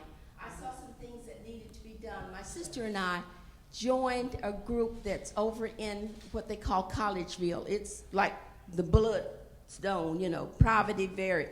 We started and joined a group what they call the Coalition, Birmingham Coalition, where there's mines and all of that thing and everything. So we're doing something. We're starting and we're working. We had Asia and all of that to come, and now we've gotten grants and everything. So, but you have to start within one person. within your own self. I mean, I don't live, I have a nice home, I'm a widow and everything. I don't owe anybody anything. And main thing is that when you put people in positions as CEOs and things like that, make sure they have another job, because the fox is waiting for them to fill their pockets, and they're going back over the mountain to live and making decisions for people that they don't even come to visit. So this is one of the things that we're doing in our community. All right.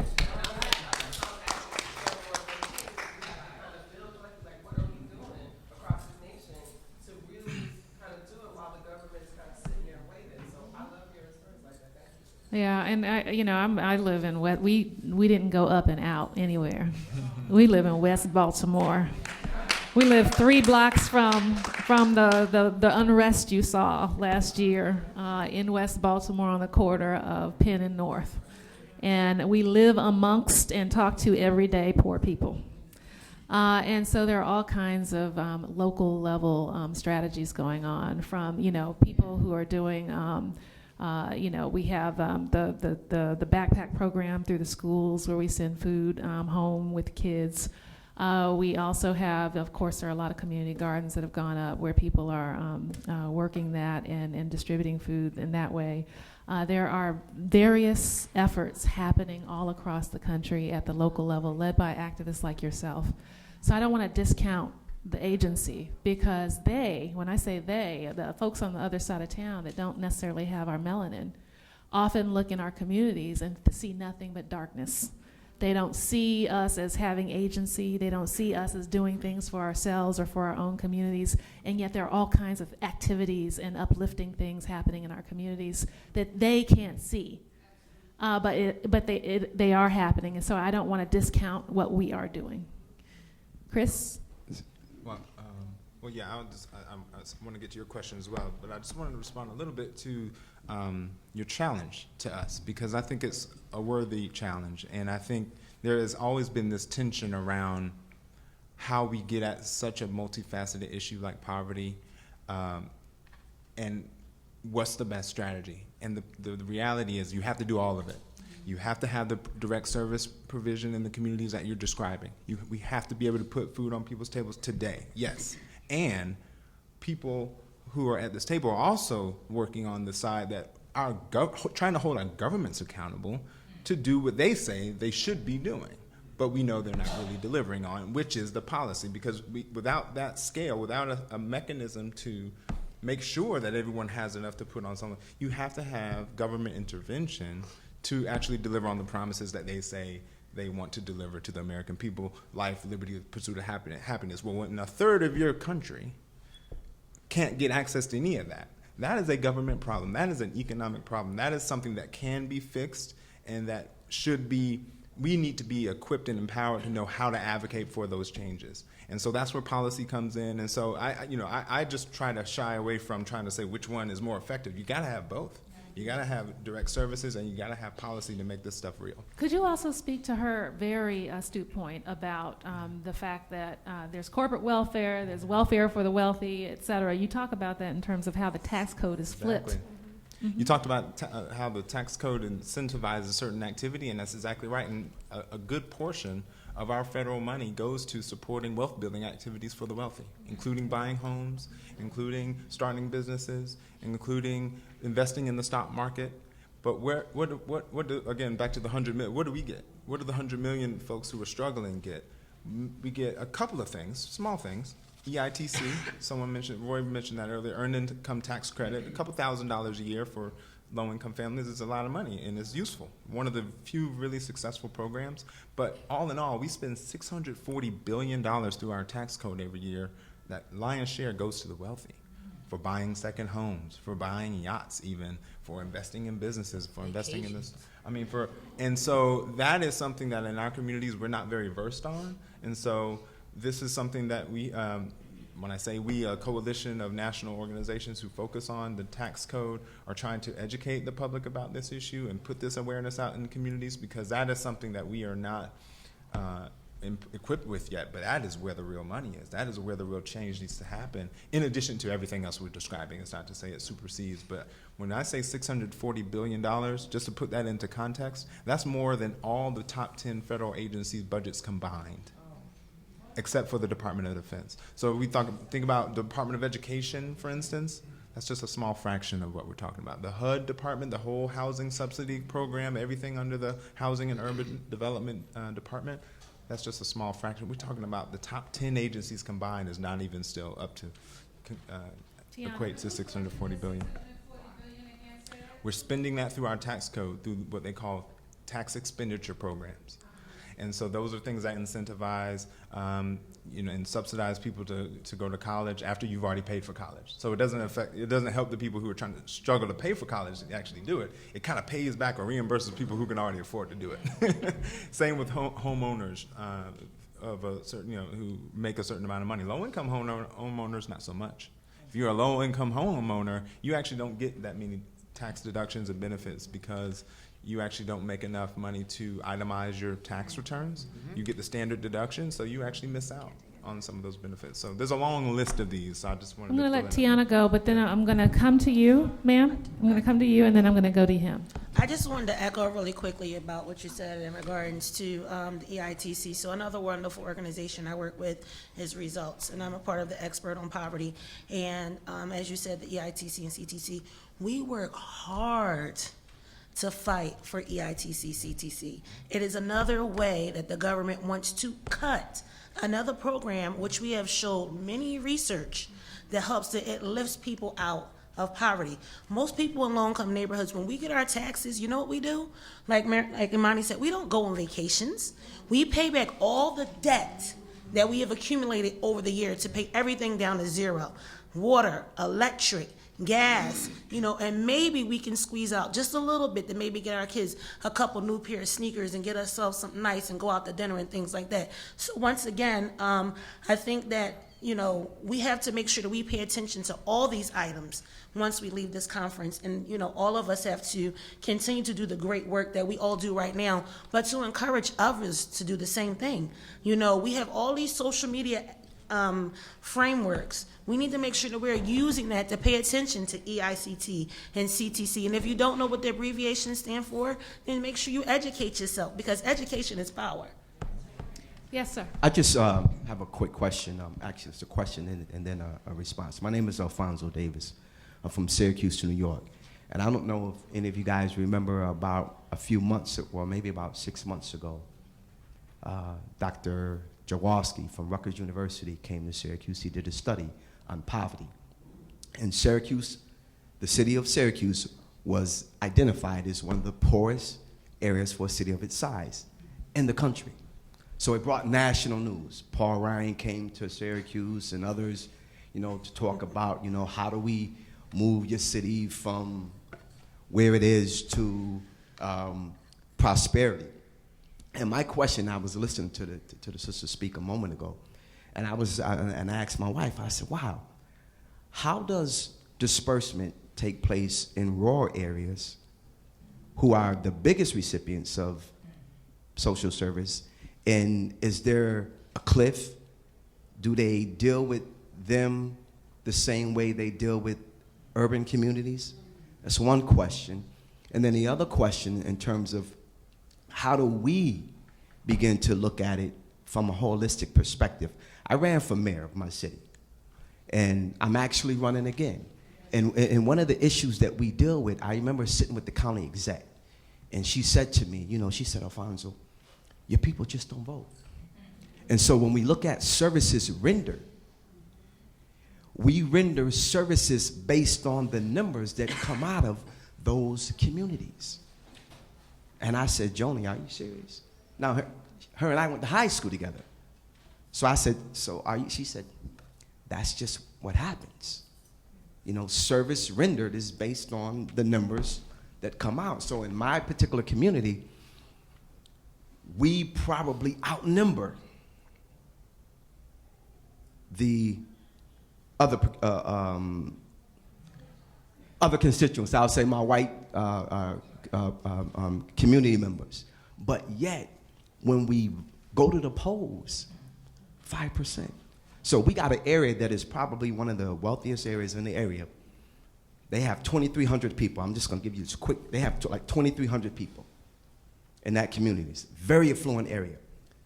Probably 2,000 of them vote. In a particular area that in the community, you have like about 40,000. 2,000 vote, or 1,000. So systematically, we kind of always put ourselves behind the 8 ball because we don't engage in a way that will begin to change some of the things that we do or want to do in our community, because we hold ourselves back in many cases, and it's through various situations. I grew up in poverty. I'm from the projects, but yet here I am running for the highest office in my city, one of the highest offices in my city, because I refuse to stay stuck. But that's not everybody's story. You know, I have a brother who just is stuck, but I'm constantly working with him. And to your point in terms of what are we doing individually, just 3 weeks ago, we gave away 20,000 book bags with supplies. It's called the Mary Nelson Book Bag. You probably saw it on national news because it made national news. Oprah came and gave money. But we do that through partnering with different organizations and asking them to help. And if they don't, guess what? It comes out of our pockets. I bought 500 of those book bags. Could I afford it? Not really. But I believe in my community, and I believe in giving our young people an opportunity to start on the right foot. So yeah, there are people in this country, in this city and other cities who are doing, we just don't hear about them, and we just don't know. But back to my main question, and maybe you can answer is, in terms of this sister here, how they dealt with her, do they do the same thing in rural areas in terms of dealing with people who are on services? Could I just answer a really question, the conversation about votes? Because I work in my community all the time, you know, on different campaigns. I think, again, education is power. We have to educate our people to help them to understand that you just can't go to the polls and vote for a president. We have to educate them to understand how it starts from the mayor to the state representative and how it trickles upward, because a lot of times we only show out for presidential because that's all we know. Generations after generations after generations have told us, you vote for your president, but we don't vote for our mayors and our district attorneys and our council people because we haven't been educated properly to be told. So that is one of the biggest problems on why we can't get the votes. I don't believe that our people just don't vote. We don't educate them, and that's what they want us to do, is not to educate each other to understand how it goes up and how the decisions are made.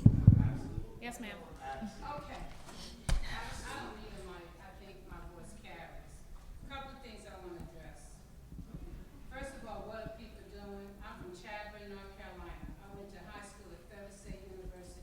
I was segregated to the 10th grade. In my community, my Aunt Marita got to go to Federal State University. That was a teacher. The teachers in the community would take kids out of the project.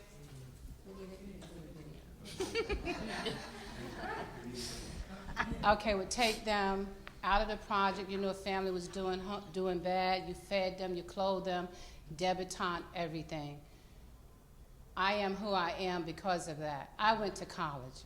Organizations, every fraternity, every sorority, every nonprofit, they have bylaws. They go to the shelter, they feed Thanksgiving, they do different things. So there are people who they have health fairs. There are people who are doing things all the time. How we could come together collectively so that it begins to go outward and make a change is something that needs to be worked on. But I'm not going to say people are not doing it, because I've done it for years and I'm tired. Now, I've been in local politics. I'm out of North Carolina. I'm in Brooklyn, New York. We have put people in the assembly. We put them everywhere, and I put a threat out there. Don't let me retire, because I'm coming after you. What have you done for our community? I got people out the bars to come for you. I got hustlers to vote for you. What have you done for our people? Why can't the Jewish line be here and they got computers, and your kids don't have no computers. I want us to take people who we put in office and make them accountable. Why aren't they I'm pissed off. Why aren't they teaching our kids? I stopped letting them use me. I help on my own individual. These are my friends. If I can help somebody, I walk with that child, I give them money. I do what I do because they're not going to use my mind, my body, to get in office, to get them and theirs and act like that I work for them. We need to hold our assembly people responsible.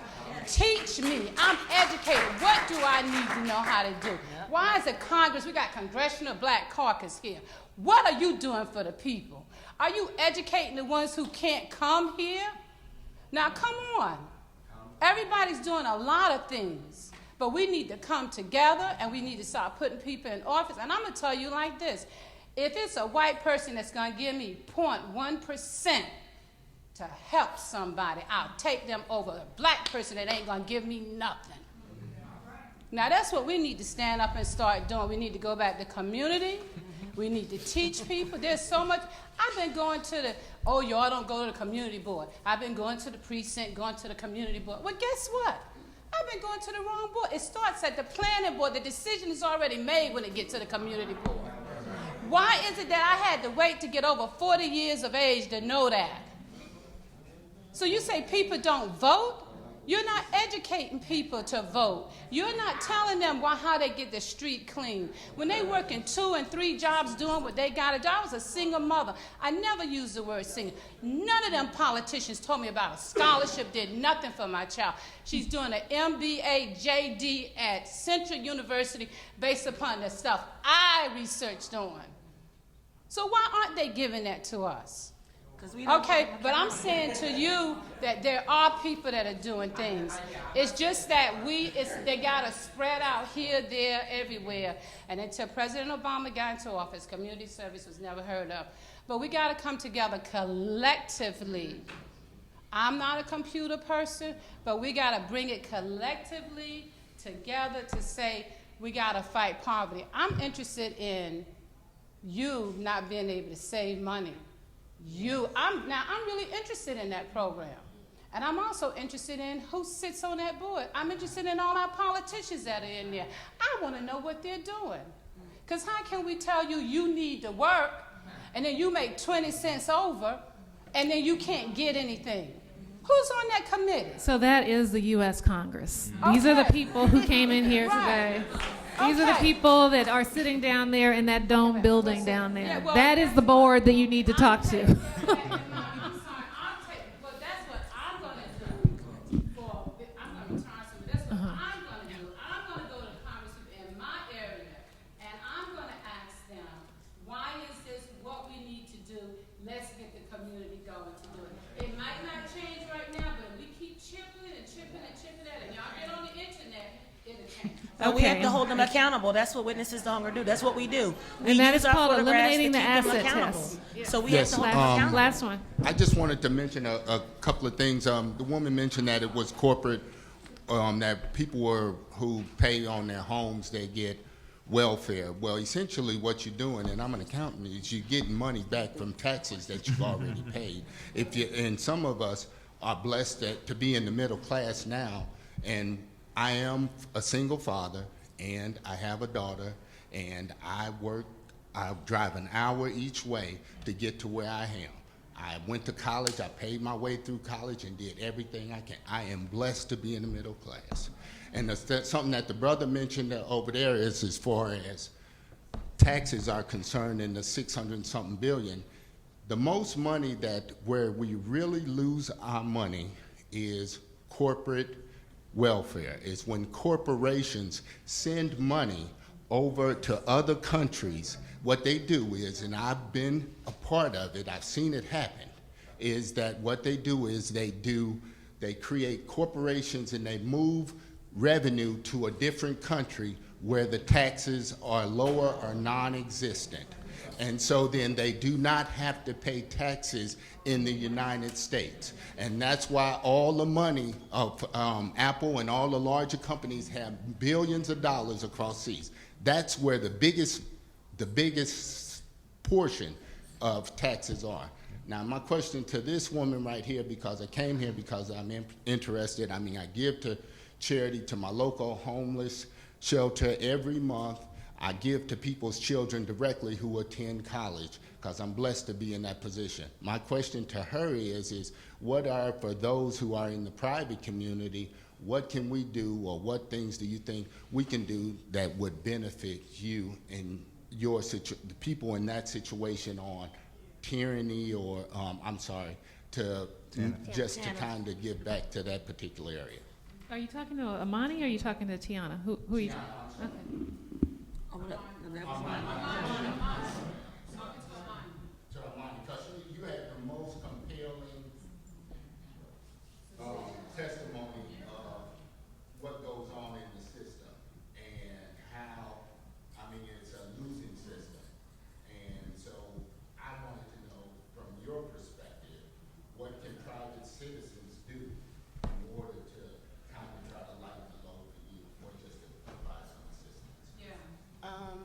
Well, like Tiana said, we need to educate each other. If you know about a program that worked for you, let me know about the program, and the program might work for me too. Show me somewhere that I can get education that's affordable for me, or to find me a job that I can afford to pay my education and my rent at the same time. Like we just need help. Whatever we want to do, just try to help us on what we want to do, not what you think we should do, not what you think would benefit me, or not what you think would be beneficial for me and my kids. Let me find out what I want to do and help me branch off of what I want to do. Because if you send me to school, like I said, send me to school to be a nurse and I want to be a veterinarian, I probably won't succeed in veterinary school as much as I would succeed as being a nurse, because that's not what I want to do. What do you want to do? What I want to do?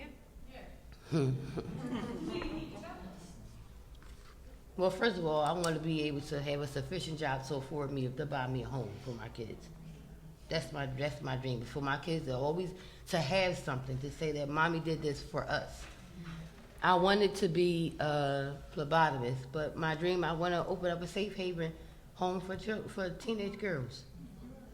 And I want to have a daycare for handicapped children. There's no daycares in the city of Philadelphia that I know about that deals with handicap, disability, that's Down syndrome, retardation, children in wheelchairs. Like, that's my dream. I want to have a daycare for handicapped children.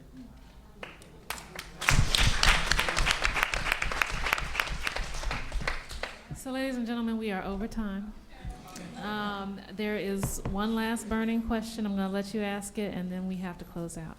Thank you so much. My name is Michelle Johnson. I'm from California, and I'm an educator and an advocate with the California Teachers Association. But my question is, you gave some statistics earlier, Amy, about early Head Start having only 6% African American students and 20% for regular Head Start. And I do teach pre-kindergarten. I work in a state pre-K program that California has. My classroom, I have two classrooms, a morning, afternoon classroom. My morning class, I have no black children. My afternoon class, I had 3, and I did a shout when I had the 3. So I would like to know why we don't have, where are our black children? Because I know we have them, I see them. I'm trying to figure out what is the barrier behind our children not coming into these programs, because I know that they need the programs, because as we already know, private child care and daycare and preschool is very expensive. I know my nephew, when he went, it was $1,200 a month. That's a lot of money. That's someone's full check right there, or more. So as an educator, I know that, schools, we send out flyers, we go do recruiting, we go to community events, but as a teacher, I'm not seeing it in my classroom. So I'm trying to figure out what's happening, where's this disconnect that those students are not making their way into my class.